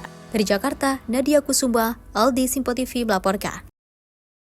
Wow, luar biasa ya. Hasil ekspor kita ternyata ini sudah meninggi hingga signifikan seperti itu ya. Kalau kita ketahui memang banyak sekali produk-produk di Indonesia yang sangat bagus kualitasnya. Betul. Tidak hanya diminati oleh warga lokal saja, tapi juga warga luar juga sangat menikmati dan juga meminati dengan barang-barang yang ada di Indonesia. Dan salah satunya adalah kalau kita ketahui memang ada barang-barang yang halal yang juga diminati oleh warga luar. Ini membuktikan bahwa kualitas dan juga produk yang dimiliki oleh Indonesia ini sangat luar biasa sekali. Jadi sebelum kita mencintai produk luar, kita harus mencintai produk dalam negeri. Betul, kalau kita ketahui juga Faisy di mana memang nilai ekspor ke Australia memang cukup meningkat, di mana memang ini meningkat dari tahun sebelumnya yaitu mencapai di angka 13,5%. Luar biasa sekali karena kalau kita ketahui ternyata memang produk di Indonesia memang banyak sekali manfaat, banyak sekali kelebihannya yang ternyata kalau kita ketahui warga negara luar menyukai dengan produk Indonesia. Jadi kalau kita ketahui, kita berharap bahwasanya ekspor apapun barang yang ada di Indonesia ini bisa meningkatkan ekonomi Indonesia. Terlebih kalau kita ketahui pemerintahan Prabowo Subianto ini telah menargetkan ekonomi di angka 8%. Betul, dan tentunya juga dengan adanya kenaikan yang signifikan membuat ini semuanya lebih manas dan juga memanas pastinya ya Sally ya. Ini juga pastinya membutuhkan ekonomi yang jauh lebih tinggi lagi dan membuktikan bahwa sudah semakin panas ekonomi di Indonesia sudah semakin tinggi juga dan juga signifikan. Tapi berita yang memanas lainnya pemirsa, di mana perang antara Israel-Iran semakin memanas dan tidak kondusif membuat kondisi keamanan di Iran tidak nyaman, terkhusus bagi warga negara Indonesia yang tinggal di sana. Dan tentunya pemirsa, langkah cepat dari pemerintah untuk memulangkan WNI ke tanah air ini mendapat respon positif dari masyarakat terkait tindak tegas pemerintah dalam melindungi warga negara Indonesia. Ketegangan yang sempat meningkat antara Iran dan Israel memicu kekhawatiran global, termasuk keselamatan WNI yang berada di sana. Melihat kondisi tersebut, pemerintah Indonesia mengambil langkah cepat, yakni dengan memulangkan WNI dari Iran ke tanah air. Hingga kini sudah terdapat puluhan WNI yang telah berhasil dipulangkan ke Indonesia. Sikap, sigap, dan cepat pemerintah Indonesia dalam memulangkan WNI mendapat berbagai respon positif dan apresiasi tinggi dari berbagai kalangan masyarakat. Kesigapan ini dinilai sebagai bukti konkret pemerintah dalam melindungi WNI di wilayah konflik. Itu satu tindakan yang sangat bagus sekali, tepat sekali buat pemerintah Indonesia, terutama pemerintahan Pak Prabowo ya. Saya atas nama rakyat Indonesia merasa bangga dan bersyukur punya pimpinan seperti Pak Prabowo. Ia harus konfirmasi dengan kedutaan besar Iran yang ada di Iran agar secepatnya untuk mengevakuasi seluruh pekerja atau pelajar-pelajar yang ada di negara Iran. Ya lebih baik, memang lebih cepat lebih baik ya, karena kita juga nggak tahu kan keadaan di sana gitu ya.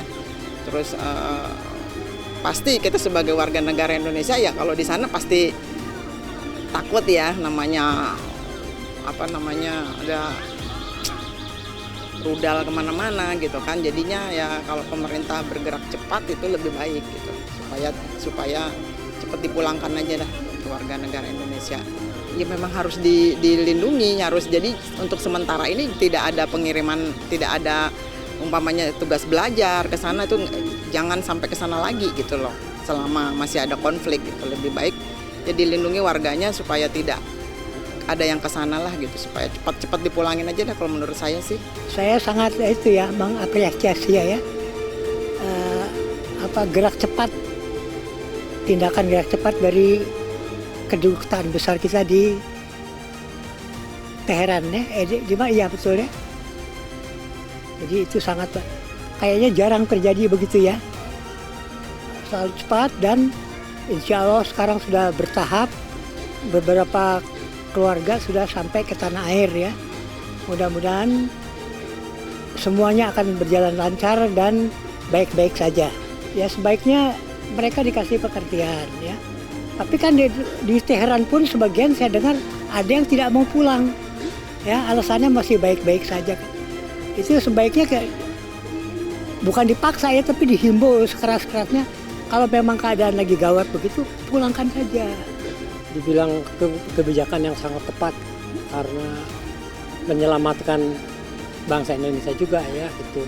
Daripada di sana dia juga mungkin kerjanya juga terganggu, cari nafkahnya juga nggak jelas. Nah itu mending pulang aja, gitu kan. Ini kan jadi pemerintah lebih cepat, lebih baik dan mencari lapangan kerja yang lebih baik untuk bangsa Indonesia di Indonesia sendiri. Itu harus didata ulang karena di wilayah konflik kan nggak semua wilayah, ada daerah-daerah tertentu ya, itu harus secara cepat gitu didata ulang, terus perlu diselamatkan lah, nggak usah menunggu-nunggu lagi. Nggak soal perlu masalah biaya, ini masalah nyawa kan itu kalau emang pemerintah care ke sana ya. Dari Jakarta, Konita Putri, Rona Bayu, Sinpo TV melaporkan.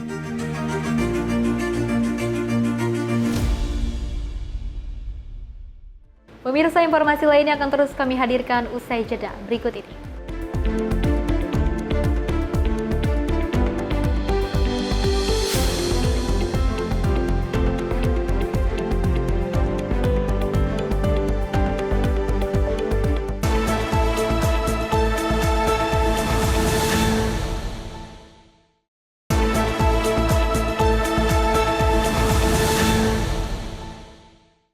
Selamat pagi pemirsa, Anda masih menyaksikan Menyapa Indonesia Pagi. Informasi kita lanjutkan di mana Kementerian P2MI menggelar rapat koordinasi nasional dalam rangka mengkonsolidasikan langkah yang mampu mendorong prioritas kementerian. Selain itu pemirsa, Rakornas juga untuk meningkatkan sinergi antara kementerian lembaga dalam upaya perlindungan pekerja migran Indonesia. Bergeser dari domestik pelan-pelan menjadi ke sektor-sektor. Menteri Perlindungan Pekerja Migran Indonesia Abdul Qadir Karding membuka secara resmi rapat koordinasi nasional pengendalian program Kementerian KP2MI tahun 2025 pada Sabtu siang. Dalam sambutannya, Karding menegaskan komitmen pemerintah untuk terus memperkuat perlindungan dan penempatan pekerja migran secara aman dan terkonsolidasi. Menteri Perlindungan Pekerja Migran Indonesia Abdul Qadir Karding menyebutkan, Rakornas ini digelar untuk menyamakan persepsi, mengkonsolidasikan langkah prioritas kementerian, serta merapikan berbagai hal yang masih belum terkoordinasi dengan baik.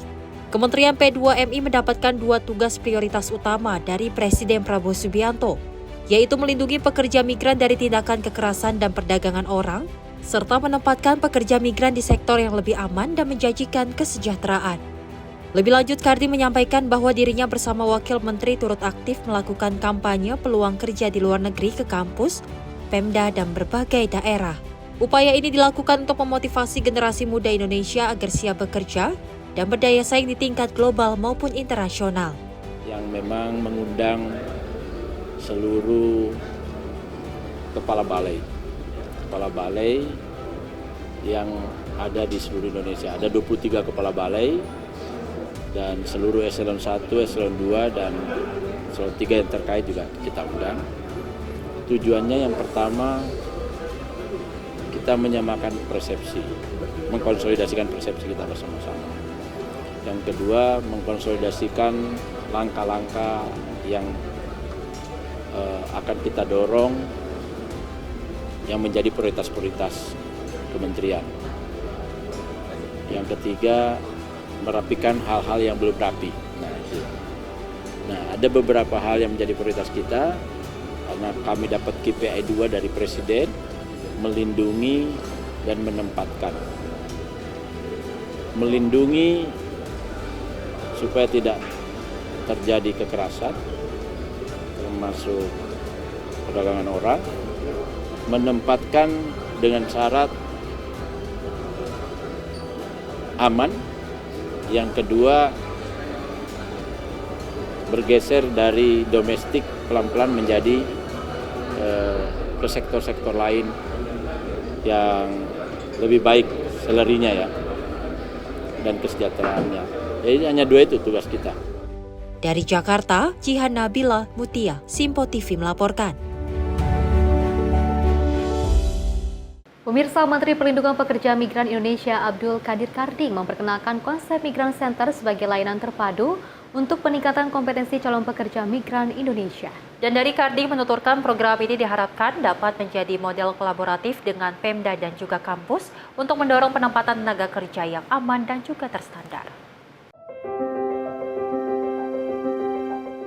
Menteri Perlindungan Pekerja Migran Indonesia Abdul Qadir Karding mengungkapkan Migran Center adalah konsep layanan terpadu yang menggabungkan informasi kerja, pelatihan vokasi, soft skill, pelatihan bahasa, hingga sertifikasi dalam satu lokasi yang terintegrasi. Karding menjelaskan nantinya dalam penerapannya, Migran Center tidak dibangun dari nol, melainkan melalui kerjasama dengan Pemda, kampus, atau instansi yang memiliki gedung tidak terpakai. Karding menilai model kolaborasi ini dinilai lebih efektif serta efisien diimplementasikan. Jadi alhamdulillah ya, Migran Center, saya menggagas satu konsep yang namanya Migran Center. Migran Center ini adalah layanan terpadu untuk vokasi. Jadi di situ ada informasinya, ada pelatihan skillnya, ada pelatihan soft skillnya, bahasanya, ada pelatihan, ada sertifikasinya. Jadi ini terintegrasi menjadi satu di situ.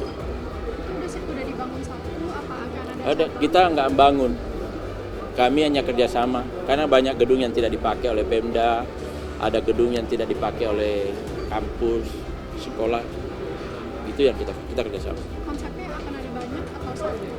Oh, harus banyak nanti. Siapapun yang mau, Pemda misalnya merasa itu penting, misalnya kayak kemarin saya ke Sumut itu, Mas Bobi pengen, di Lampung pengen, di Banten pengen, gubernurnya.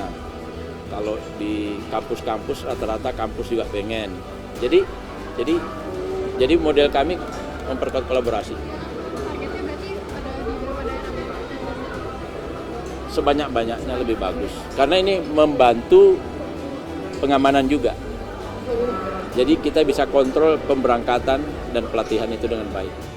Dari Jakarta, Jihan Nabila Mutia Anggiani, Simpo TV melaporkan.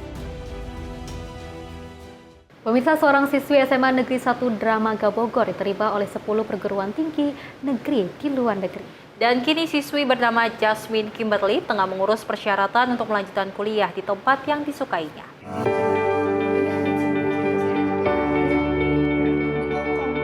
Jasmine Kimberly, seorang siswi asal sekolah di SMA Negeri 1 Dramaga Bogor, mendapat kesempatan untuk melanjutkan ke jenjang selanjutnya, yaitu kuliah di perguruan tinggi. Perguruan tinggi yang menerima Jasmine bukan tanggung-tanggung, yakni 10 perguruan tinggi luar negeri, diantaranya York University Kanada, Catholic University of Heart Italia, Feng Chai University Taiwan, hingga negeri tirai bambu China. Suatu kebanggaan baik bagi sekolah SMA Negeri 1 Dramaga maupun siswinya sendiri, karena bisa mendapatkan beasiswa untuk kuliah di perguruan tinggi di luar negeri. Hal ini dibenarkan oleh Baitul Harahap, Wakil Kepala Sekolah SMA Negeri 1 Dramaga, jika Jasmine Kimberly telah mendapatkan 10 perguruan tinggi luar negeri untuk dipilihnya. Jasmine Kimberly ini diterima di 10 perguruan tinggi luar negeri, diantaranya Cina, Taiwan, Kanada, Australia, Italia, Korea. Ya, terus yang diambil oleh Ananda, Jasmine Kimberly ini adalah yang di Taiwan. Ya, nah, dengan posisi beasiswa full ya. Ada banyak perguruan tinggi yang menawarkan Jasmine untuk masuk ke universitas di luar negeri. Namun Jasmine lebih memilih Taiwan karena di sana ia mendapat beasiswa full, mulai dari uang saku hingga biaya perkuliahan selama menjadi mahasiswi di Thailand. Pertama saya lakukan yaitu mengumpulkan dokumen-dokumen yang emang dibutuhkan, misalnya kayak surat rekomendasi, terus juga kayak dokumen IELTS, dan juga kayak esai dan study plan dan sebagainya, transkrip nilai dan sebagainya. Setelah itu saya meng-apply melalui website, jadi secara online application-nya. Lalu setelah itu akan ada antara interview atau bisa juga tes langsung, entrance exam. Nah itu setelah dari situ baru mereka akan mengumumkan saya lolos atau tidak dengan beasiswa. Saya pilih yang Taiwan karena saya suka negaranya pertama. Kemudian itu juga Taiwan menggunakan bahasa Mandarin, di mana saya juga ingin belajar bahasa Mandarin. Selain itu saya juga suka dengan kampusnya yang terbilang asri. Terus terhadap SMA Negeri 1 Derbaga ini gimana menurut adik-adik? Menurut saya Smanida ini sangat suportif dalam membantu saya.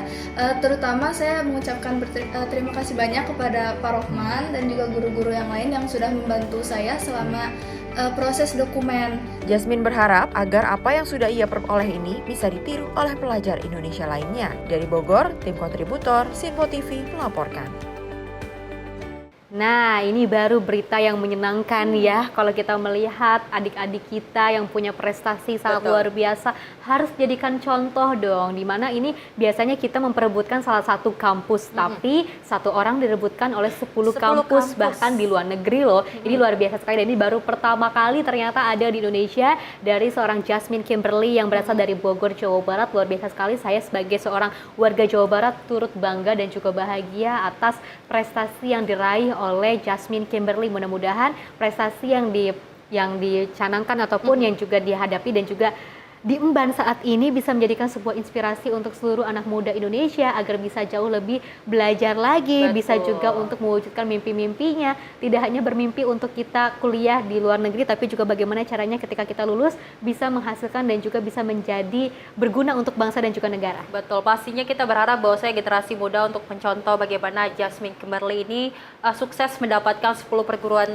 negeri di luar negeri yang memang kita berharap bahwasanya ini nantinya bisa diterapkan bagi anak-anak Indonesia, bagaimana memang belajar dengan sungguh-sungguh adalah poin yang paling penting untuk mencapai cita-cita. Karena kalau kita ketahui akhirnya Jasmine Kimberly ini memilih di negara Taiwan untuk ia emban ilmunya. Karena kalau kita ketahui di Taiwan ini ia mendapatkan beasiswa full hingga nantinya biaya lulus saku. Ya. Ini ada uang saku juga. Dilingkupi oleh kampus yang di Taiwan. Kita berharap bahwasanya ini menjadi contoh bahwasanya tidak ada mimpi yang tidak akan tercapai kalau kita akan berusaha semaksimal mungkin. Tidak ada mimpi yang tidak akan terwujud kalau kita bisa menghasilkan dan juga berusaha semaksimal mungkin. Usaha tidak mengkhianati hasil ya Sally ya. Ini harus dicontoh oleh anak-anak muda saat ini. Dan kita lanjutkan informasinya pemirsa. Kementerian Usaha Mikro Kecil dan Menengah atau UMKM resmi meluncurkan program langkah aksi kapasitas sosial mikro untuk inklusi atau LAKSMI. Hal itu dilakukan guna memperkuat pengusaha mikro perempuan di Indonesia.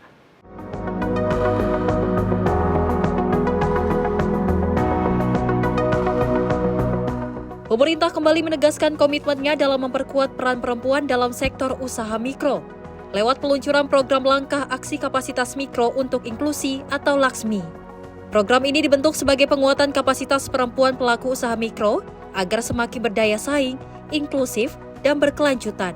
Menteri Usaha Mikro Kecil dan Menengah Maman Abdurrahman mengatakan perempuan memainkan peran penting dalam kemajuan UMKM. Menurutnya saat ini 64,5% dari total UMKM di Indonesia dikelola oleh perempuan.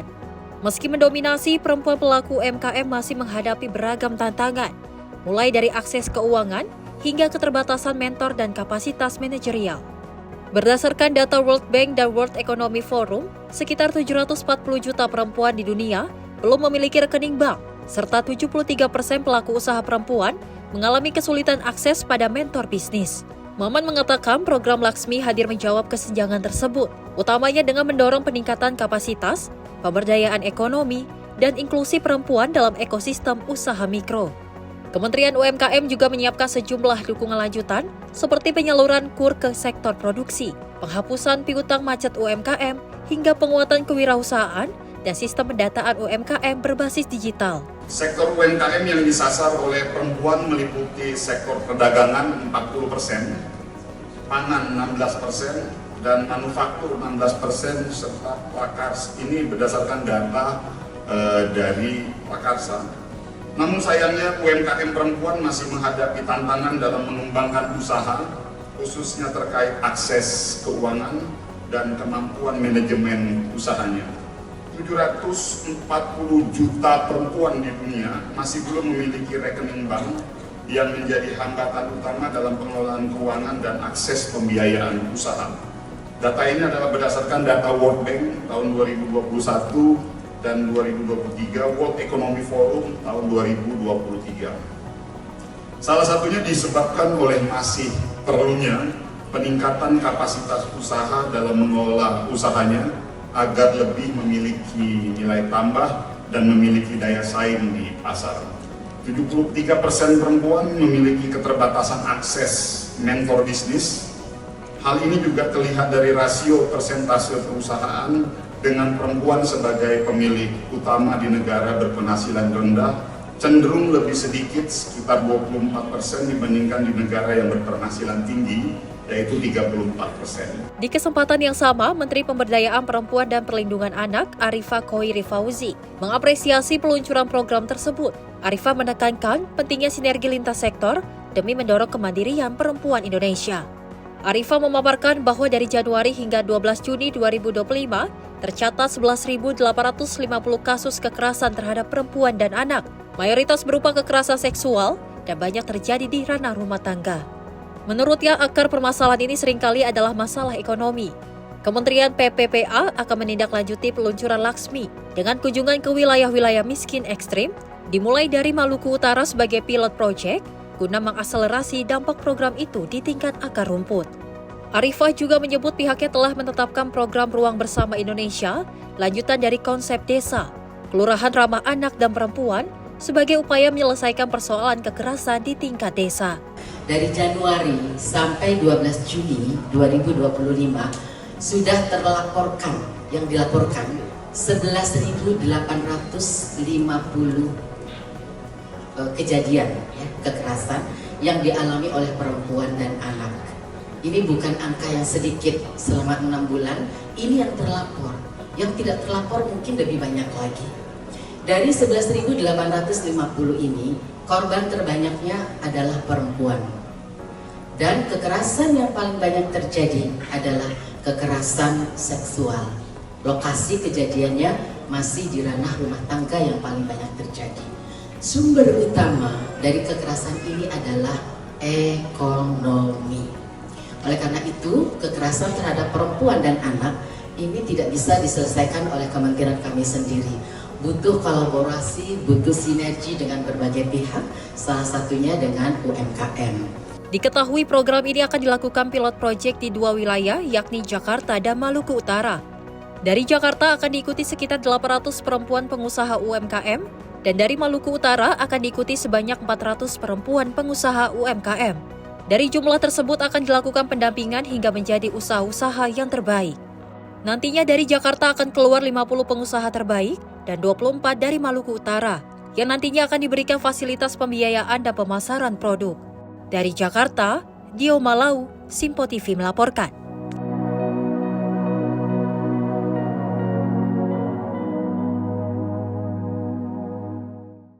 Pemirsa, TNI AD memberikan bantuan rumah beasiswa hingga kendaraan operasional sebagai bentuk penghargaan atas pengorbanan prajurit di medan tugas. Dan Kasat Jenderal TNI Maruli Simanjuntak secara langsung menyerahkan bantuan kepada Warakawuri dan juga prajurit yang terluka akibat tugas operasi. Pengorbanan dari suami ibu itu tidaklah percuma ya. Suasana haru menyelimuti acara penyerahan bantuan oleh Kepala Staf Angkatan Darat Jenderal TNI Maruli Simanjuntak kepada Wakawuri atau istri dari prajurit yang telah gugur, serta kepada prajurit yang mengalami disabilitas akibat bertugas. Sebanyak 25 Warakawuri menerima bantuan rumah non-dinas sebagai bentuk penghargaan atas pengorbanan suami mereka. dalam menjaga kedaulatan bangsa.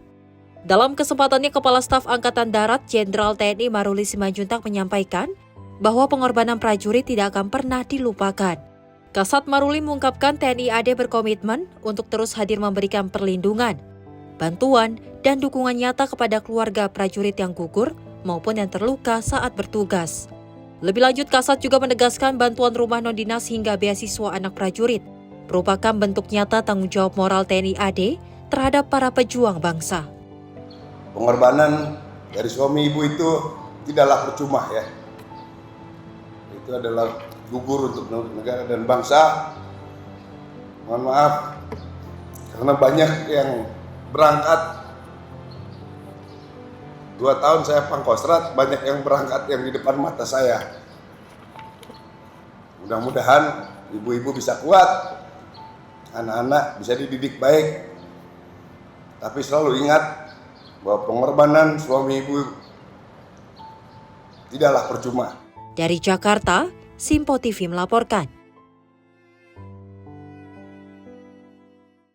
Pemirsa, Gubernur Banten Andra Soni memperpanjang kebijakan pemutihan atau penghapusan tunggakan dan denda pajak kendaraan bermotor tahun 2025 ke bawah. Kebijakan itu berlaku hingga 31 Oktober 2025 mendatang. Gubernur Banten Andra Soni resmi menandatangani keputusan Gubernur nomor 286 tahun 2025 tentang pembebasan pokok dan atau sanksi pajak kendaraan bermotor atau PKB pada 25 Juni 2025. Kebijakan ini merupakan perpanjangan dari program sebelumnya yang telah berakhir pada 30 Juni 2025 berdasarkan Kepgub nomor 170 tahun 2025. Perpanjangan masa pemutihan dilakukan setelah melihat tingginya antusiasme masyarakat dan kondisi perekonomian yang masih dalam pemulihan. Andra Soni juga mengimbau agar masyarakat segera memanfaatkan kebijakan ini. Pemerintah Provinsi Banten ingin membantu masyarakat yang terkendala membayar pajak dengan memberikan keringanan melalui program pemutihan. Adalah bagaimana supaya masyarakat yang selama ini terkendala membayar pajaknya sehingga menunggak lebih dari setahun, 2 tahun, bahkan ada yang sampai 10 tahun. Itu kita berikan dispensasi dengan mengeluarkan Kepgub 170. Terkait dengan pemutihan pokok dan denda pajak yang berlaku mulai dengan tanggal 10 April sampai dengan 30. Dalam perjalanannya, antusiasme masyarakat sangat tinggi untuk bisa menjadi wajib pajak yang tertib dan kemudian kendala keterbatasan jumlah samsat kita dan koordinasi yang terus kita lakukan dengan berbagai pihak agar bisa melayani masyarakat.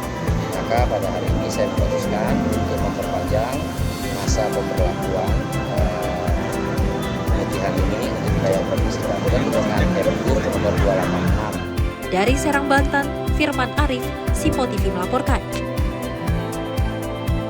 Tentu ini direspon positif oleh masyarakat Banten, di mana memang akhirnya dia diperpanjang untuk masyarakat Banten yang memang ingin membayar pajak. Ini langkah yang dilakukan oleh Andra Soni adalah langkah yang memang tepat, di mana memang kalau kita ketahui mungkin banyak masyarakat yang menunggak dengan pajak tahun 2025 ke bawah, ini mendapatkan pemutihan yang akhirnya memang dipanjangkan, diberlakukan dari 1 Juli 2025 hingga 31 Oktober 2025 Festi. Dan tentunya juga kalau kita melihat ya Selin ya, ini kalau dapat temuan dari Gubernur Banten Andra Soni yang sempat mengatakan bahwa ada 1,7 juta orang yang masih menunggak denda terkait dengan pajak kendaraan bermotor ataupun pajak-pajak lainnya. Dan dari Gubernur Andra Soni juga sempat mengatakan kepada Ketua Samsat untuk memberikan kemudahan kepada masyarakat Banten agar tidak ada tunggakan lagi seperti itu, dan juga denda juga bisa dibebaskan bagi orang-orang yang mungkin tidak mampu seperti itu ya. Dan ini langkah yang sangat luar biasa sekali dari Gubernur Banten Andra Soni. Mudah-mudahan ini tidak lagi tunggakan-tunggakan hingga jutaan orang ternyata yang masih menunggak seperti itu ya. Dan ini semua ataupun seluruh masyarakat yang ada di Banten bisa sejahtera, dan mudah-mudahan dengan adanya pemutihan di Banten ini bisa mempermudah warga yang ada di Banten, dan juga mereka tidak stres lagi lah bagaimana caranya membayar tunggakan, bagaimana caranya untuk membayar denda, tapi ini sudah diberikan kemudahan dan juga keringanan dari Gubernur Banten Andra Soni. Betul, dan kita juga mengapresiasi kepada masyarakat Banten yang memang selalu taat untuk membayar pajak, karena kita ketahui pemasukan ekonomi Indonesia memang berasal dari pajak. Ini sangat berpengaruh. Jadi kita berharap bahwasanya tidak hanya di Banten, warga ataupun masyarakat Indonesia untuk terus taat pada bayar pajak. Betul. Dan pemirsa, informasi lainnya tentunya akan kita hadirkan usai jeda berikut ini.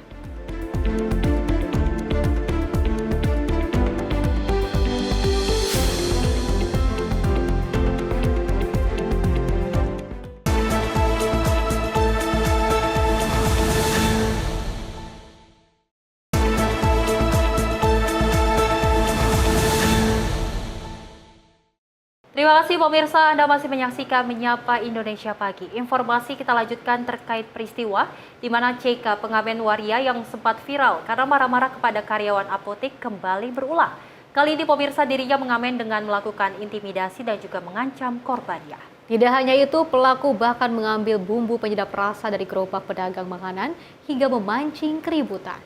TGM alias CK, pengamen waria yang mengamuk di sebuah apotek di kawasan Kembangan, Jakarta Barat dan sempat viral di media sosial berulah kembali. Tak juga jelas setelah sebelumnya Cika ditahan di Polsek Kembangan beberapa saat lalu. Yang bersangkutan kembali berulah di Jalan Pesanggerahan, Muria Utara, Kembangan, Jakarta Barat. Korbannya kembali menyasar seorang perempuan, di mana korban bernama Aurel mengungkapkan saat kejadian ia sedang menunggu kekasihnya menjemput, lalu membeli jajanan ringan, dan pelaku datang mengamen kepada pedagang.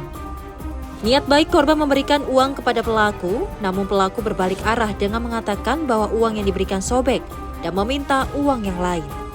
Korban yang hendak menukarkan uang ke pedagang, pelaku lantas marah dan mengancam korban, lantaran belum juga diberikan uang yang pelaku minta. Pengamen ini sempat berdebat dengan kekasih korban hingga terjadi perkelahian, lantaran pelaku memprovokasi dengan mencuri penyedap makanan dari gerobak pedagang. Sang waria tersebut akhirnya dijatuhkan kekasih korban dan diberi salam olahraga. Ceritain kemarin kronologis kejadian seperti apa ya? Ya, jadi kan saya lagi nunggu jemputan. Terus saya sempat beli jajan dulu kan. Terus tiba-tiba ada banci ngamen minta uang ke abang-abang yang jualan. Terus saya inisiatif, saya keluarin uang. Dia mas pakai uang saya aja. Terus saya kasih lah ke bancinya. Terus banci itu nyamperin saya. Dia bilang gini, "Ih, uang lu robek, ganti dong," kata dia gitu kan. Terus saya bilang, "Oh ya maaf ya, saya tukarin dulu uangnya." Terus saya tukarin sama tukang bilungnya kan. Nah, terus dia langsung ngomong pemikiran saya, dia bilang gini, udah sini lu kasih gua aja, gua kerjain balik lu, kata dia kayak gitu kan. Korban berharap pelaku dapat dijerat dengan hukum. Pasalnya setelah korban viralkan kejadian tersebut, banyak yang melaporkan kejadian intimidasi yang dilakukan Cika kepada korban melalui direct message. Dari Jakarta, tim kontributor Simpo TV melaporkan. Duh, ada aja ya yang bikin geger masyarakat Indonesia dan juga yang bikin kita gregetan. Ini salah satu pengamen waria yang sebelumnya memang sempat membuat arogansi seperti itu ya, dan juga membuat keributan yang marah-marah karena tidak dibayar mahal ketika dia mengamen ataupun mengemis seperti itu, dan kini dia kembali berulah dengan berbagai aksinya. Ini kabarnya diberikan uang yang sedikit robek seperti itu, tapi dia tidak terima. Dia juga marah-marah lagi, meronta-ronta lagi, dan mudah-mudahan dari semua pihak keamanan yang ada di sana, mudah-mudahan ini bisa langsung dilangkah tegas seperti itu ya, agar hal serupa tidak kembali terjadi. Karena kalau kita melihat para pengemis ataupun para pengamen boleh saja untuk meminta-minta seperti itu, tapi alangkah lebih baiknya dengan kondisi ataupun dengan sikap yang baik, dengan meminta yang baik-baik. Kalaupun memang tidak diberikan, tidak harus dengan menggunakan hal-hal yang arogansi seperti itu ya. Kalau misalnya tidak diberi, tidak apa-apa, cukup doakan saja seperti itu ya, agar tidak ada kejadian seperti ini yang juga bisa meresahkan masyarakat. Betul, jangan sampai keberadaan para pengamen ini dapat mengganggu masyarakat di sekitar, karena kalau kita ketahui memang mungkin awalnya tidak ada niatan untuk ia seperti itu, namun memang niatnya baik kok. Betul, tapi alangkah baiknya memang jangan sampai di akhirnya merusak suasana di sekitar, karena memang kita ketahui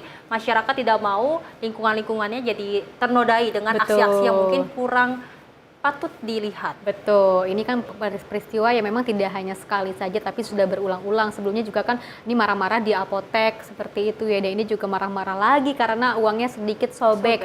Seperti bisa diperbaiki sebetulnya ya, cuman mungkin namanya juga orang emosi ya, tidak dibenarkan juga hal yang emosi ini, apalagi harus melakukan hal-hal yang merugikan masyarakat dan juga meresahkan masyarakat. Mudah-mudahan hal ini tidak terjadi lagi. Dan pemirsa, kita lanjutkan informasi lainnya di mana polisi menangkap 2 orang pria terduga pelaku penipuan dengan modus COD saat transaksi pembelian sepeda motor milik sepasang kekasih di kawasan Palmerah, Jakarta Barat. Dalam melancarkan aksinya, pemirsa, pelaku mengaku sebagai anggota polisi untuk mengancam korban dengan dalih menjual kendaraan bermotor tanpa dokumen yang lengkap.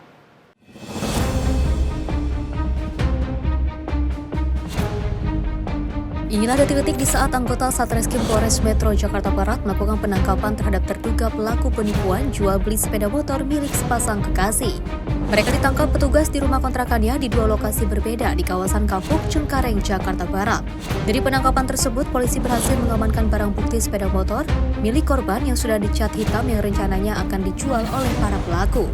Wakasat Reskrim Polres Metro Jakarta Barat AKP Raden Dwi Kenardi Dewanto Partista mengatakan pelaku yang juga diamankan berjumlah 2 orang setelah pihaknya menerima laporan korban terkait kasus tersebut. Meski demikian, saat ini penyidik masih melakukan pemeriksaan mendalam terhadap kedua pelaku yang menggunakan modus dengan mengaku sebagai anggota polisi dalam melancarkan aksinya. Laporan polisi terkait penipuan yang dilakukan oleh seorang yang mengaku anggota Polri. Kami dari tim Satreskrim Polres Metro Jakarta Barat melakukan penyelidikan dan dapat mengidentifikasi pelaku. Pelaku jumlah 2 orang kami dapat amankan di daerah Cengkareng. Saat ini pelaku masih dalam tahap penyidikan yang dilakukan oleh Unit Resmob. Sebelumnya viral di media sosial saat sepasang kekasih di Jakarta Barat menjadi korban penipuan jual beli sepeda motor oleh pelaku yang mengaku sebagai anggota kepolisian dari Mabes Polri. Peristiwa tersebut terjadi di kawasan Palmerah, Jakarta Barat. Korban bernama Adelia dan kekasihnya Yusuf diketahui menjual sepeda motor keluaran tahun 2018 seharga 6 juta melalui media sosial Facebook. Dalam unggahannya, korban mencantumkan bahwa motor tersebut hanya dilengkapi STNK atas namanya tanpa BPKB karena buku pemilik kendaraan tersebut hilang. Dari Jakarta, kontributor Simpo TV melaporkan.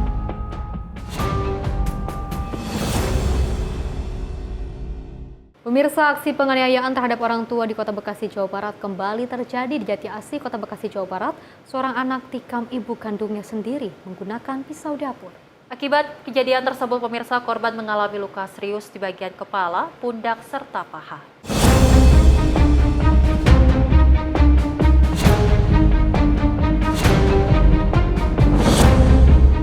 Seorang wanita parubaya berinisial MI berusia 58 tahun mengalami pendarahan hebat setelah ditikam anaknya sendiri menggunakan pisau dapur di rumahnya di Jalan Makmur, Kelurahan Jati Asih, Kota Bekasi, Jawa Barat. Korban dilaporkan mengalami luka di sekujur tubuh akibat benda tajam diantaranya kepala, pundak, serta paha. Sementara warga melalui RT setempat yang mendapat laporan langsung membawa korban ke rumah sakit terdekat. Ketua RT mengatakan, kejadian penganiayaan anak terhadap orang tuanya menggunakan senjata tajam terjadi pada Jumat lalu. Pelaku diketahui berinisial L, pria berusia 28 tahun, anak ketiga dari korban. Pelaku berulang kali menusukkan benda tajam ke tubuh ibunya hingga pendarahan hebat. Belum diketahui pasti motif penganiayaan sadis anak terhadap ibunya, namun dugaan sementara korban tak terima setelah dirinya diruqyah oleh ibunya. Sementara pasca kejadian, kondisi rumah korban kini sepi dari aktivitas. Korban kini juga sudah dievakuasi ke rumah anaknya, tak jauh dari rumahnya, usai dirawat dari rumah sakit. Sedangkan pelaku telah diamankan polisi. Kalau kasus awalnya saya gini, dulu kan waktu ada lima saya ini yang bertugas malam. Nah begitu kejadian, ini si korban langsung keluar rumah, minta pertolongan nih. Nah begitu lima saya tahu, langsung telepon saya. Begitu telepon saya, langsung saya dari rumah langsung mengarah ke TKP. Begitu TKP, korban sudah bersimbah darah. Memang keluarga ini tertutup Pak, di lingkungan pun tertutup. Makanya Pak kita tahu pas kejadian itu barulah ramai. Sebenarnya saya juga nggak pernah ini keluarga di sini tuh nggak pernah ada komunikasi ya. Karena memang kesibukannya dia kan punya usaha nih, pagi berangkat ke tokonya, malam pulang. Jadi untuk di lingkungan tuh nggak ada komunikasi. Kasus penganiayaan anak terhadap ibunya secara sadis kini ditangani Unit Perlindungan Anak dan Perempuan Polres Metro Bekasi Kota. Dari Bekasi, Muhammad Ridwan, Sinpo TV melaporkan. Informasi lainnya, pemirsa, kisah inspiratif tentang bisnis peternakan domba dan kambing datang dari pria muda Mupren usia 30 tahun lulusan S2 yang berasal dari kampung Citundun Masjid, Desa Banjarsari, Kabupaten Lebak, Banten. Dan tentunya berkat ketekunannya, pemirsa, Mupren berhasil mengembangkan usaha peternakan yang menghasilkan ratusan juta rupiah dalam setahun.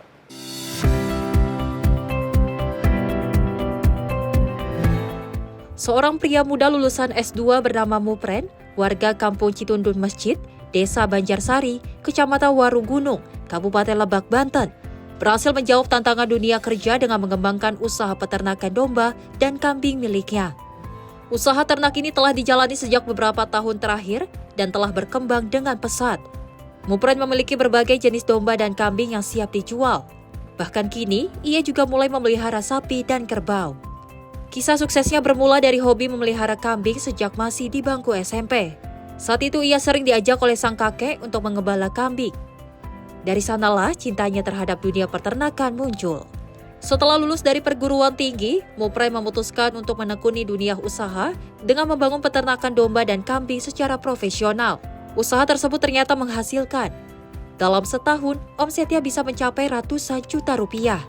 Sebenarnya saya suka dengan domba gitu kan, sama kambing. Karena waktu kecil SMP ya dibawa menggembala sama kakek.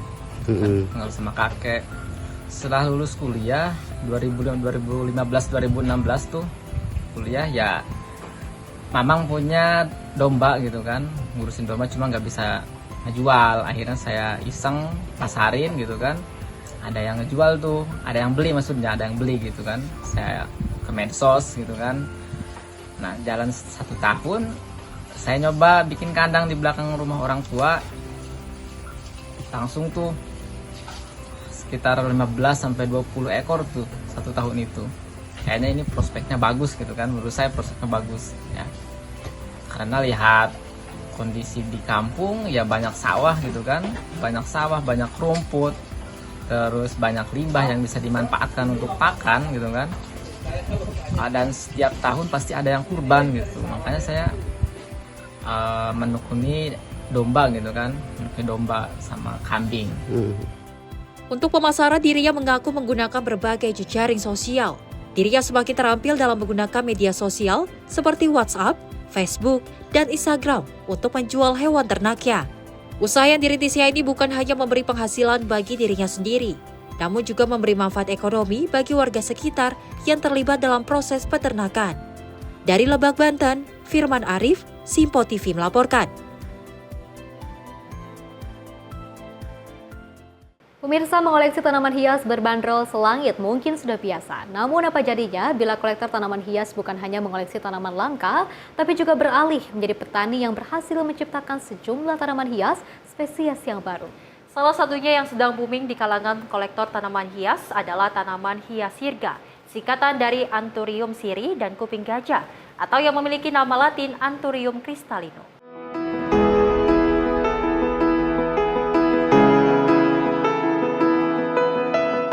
Mengoleksi dan merawat tanaman hias merupakan hobi yang telah ditekuni Immanuel Franz Supriyanto sejak puluhan tahun lalu. Immanuel Franz awalnya mengoleksi tanaman hias agar sirkulasi udara di rumahnya lebih sehat. Tidak tanggung-tanggung, harga tanaman hias yang dikoleksinya mulai dari jutaan hingga puluhan juta rupiah di pasaran. Namun sejak 2 tahun terakhir, pria Parubaya ini bukan saja mengoleksi puluhan tanaman hias dengan bentuk unik dan langka, tapi juga beralih profesi menjadi petani dengan bereksperimen membudidayakan tanaman hias jenis baru melalui persilangan sejumlah jenis tanaman di greenhouse miliknya di kawasan Dalung, Kuta Utara, Badung, Bali. Proses persilangan yang dipelajari secara otodidak dilakukan dengan menyatukan serbuk sari dan lendir tanaman. Hanya saja tingkat keberhasilannya yang rendah membuat tidak semua persilangan bisa berhasil. Dari 1 tangkai yang disilangkan akan menghasilkan 10 tanaman baru, hanya saja dari 10 tanaman tersebut tidak semuanya bisa berkembang. Dari persilangan itulah berhasil didapatkan sejumlah jenis tanaman hias baru yang salah satunya dinamakan sirga, singkatan dari Anthurium siri dan kuping gajah, atau yang memiliki nama latin Anthurium cristallinum. Tanaman hias sirga memiliki bentuk unik, yaitu tampilan daun batang dan pohonnya yang jauh lebih besar dan berkarakter yang kuat. Ukuran daun sirga yang berwarna hijau tua bahkan bisa mencapai panjang 75 cm dengan lebar sekitar 40 cm. Dari ratusan tanaman sirga yang telah dibudidayakan, puluhan tanaman bahkan telah laku terjual ke berbagai kolektor tanaman hias di Bali maupun berbagai kota di Pulau Jawa.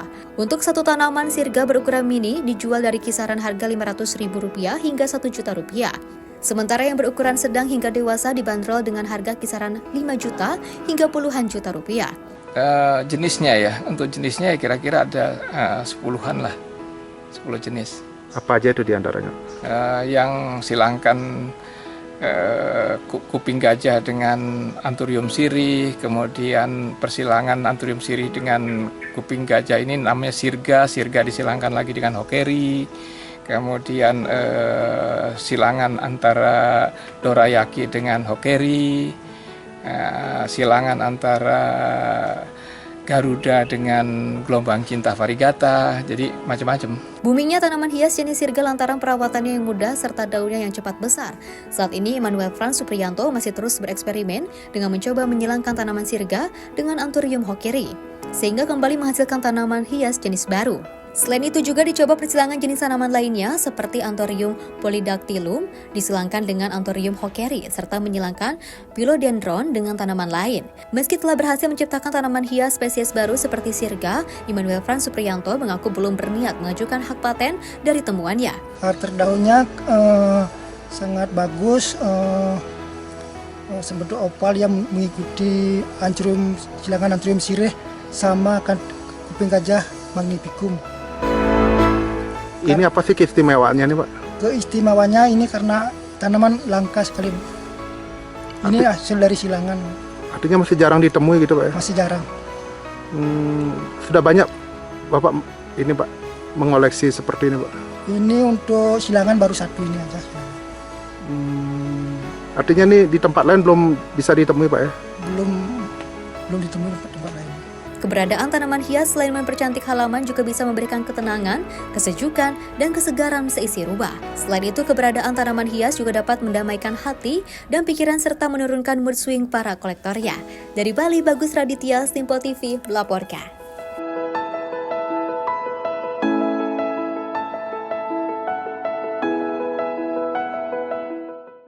Bermodalkan ketelatenan dan juga keterampilan khusus seorang warga di Kabupaten Pandeglang, Banten. Dan tentunya sukses menggeluti usaha budidaya bonsai. Berkat ketekunannya pemirsa, usahanya kini beromset ratusan juta rupiah.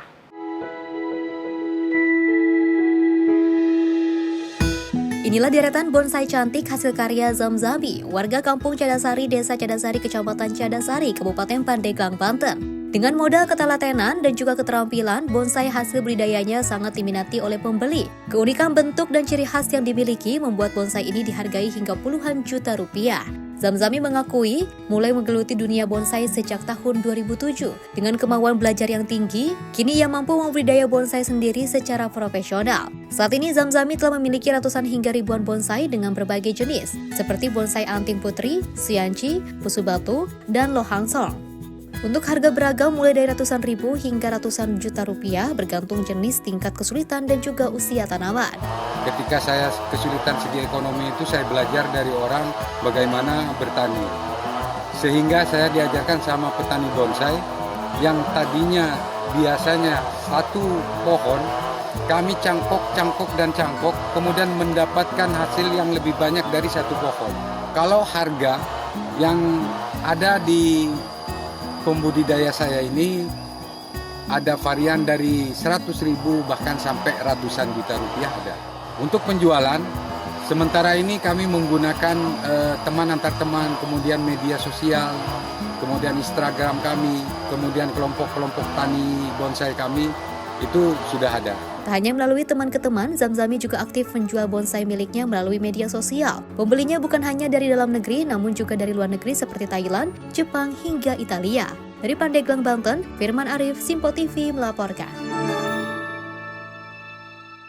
Memang Festi dan pemirsa, tanaman bonsai selalu menjadi primadona bagi masyarakat, terutama bagi kolektor tanaman hias. Di mana memang kalau kita ketahui dengan bentuknya, dengan warnanya yang cukup meleget banget ya, hijau pekat. Iya betul, memang gitu. Kalau kita ketahui, dan memang ini ternyata dari para penjualnya ternyata bisa beromset ratusan juta rupiah, Festi. Wow, luar biasa sekali ya. Dan ini juga bisa menjadikan sebuah kisah inspiratif untuk para anak muda, karena kabarnya ini ataupun pengolahan tanaman hias seperti bonsai ini dia tekuni dan dengan ketelatenannya ini belajar sendiri dan bahkan merangkai sendiri, luar biasa sekali. Ini juga sebenarnya aku ingin tahu sih gimana sih tips and tricksnya membuat ataupun menanam tanaman bonsai yang hingga bisa tumbuh dengan cantik, dengan warna hijau yang segar seperti itu. Dan ini menjadikan sebuah kisah inspiratif untuk seluruh anak muda. Jangan gengsi ya untuk bisa membudidayakan tanaman-tanaman seperti itu ya. Karena dengan kita ada ketelatenan untuk membuat tanaman hias yang cantik-cantik, tentu juga kita akan bisa kreativitasnya akan semakin tinggi lagi. Dan luar biasa loh ketika aku melihat tanaman-tanaman yang sudah berjejer dan ternyata fun fact-nya buatan sendiri, itu diacungi jempol sekali. Betul, jangan sampai menilai bahwasanya memang ternyata kalau kita budidaya tanaman hias, orang menilainya sangat kecil. Ternyata omsetnya ratusan juta rupiah. Patut ditiru dan contoh bagi generasi muda. Pemirsa, informasi tadi sekaligus mengakhiri jumpa kita. Saya Festi Rahmadi dan saya Selis Regar. Terima kasih dan sampai jumpa.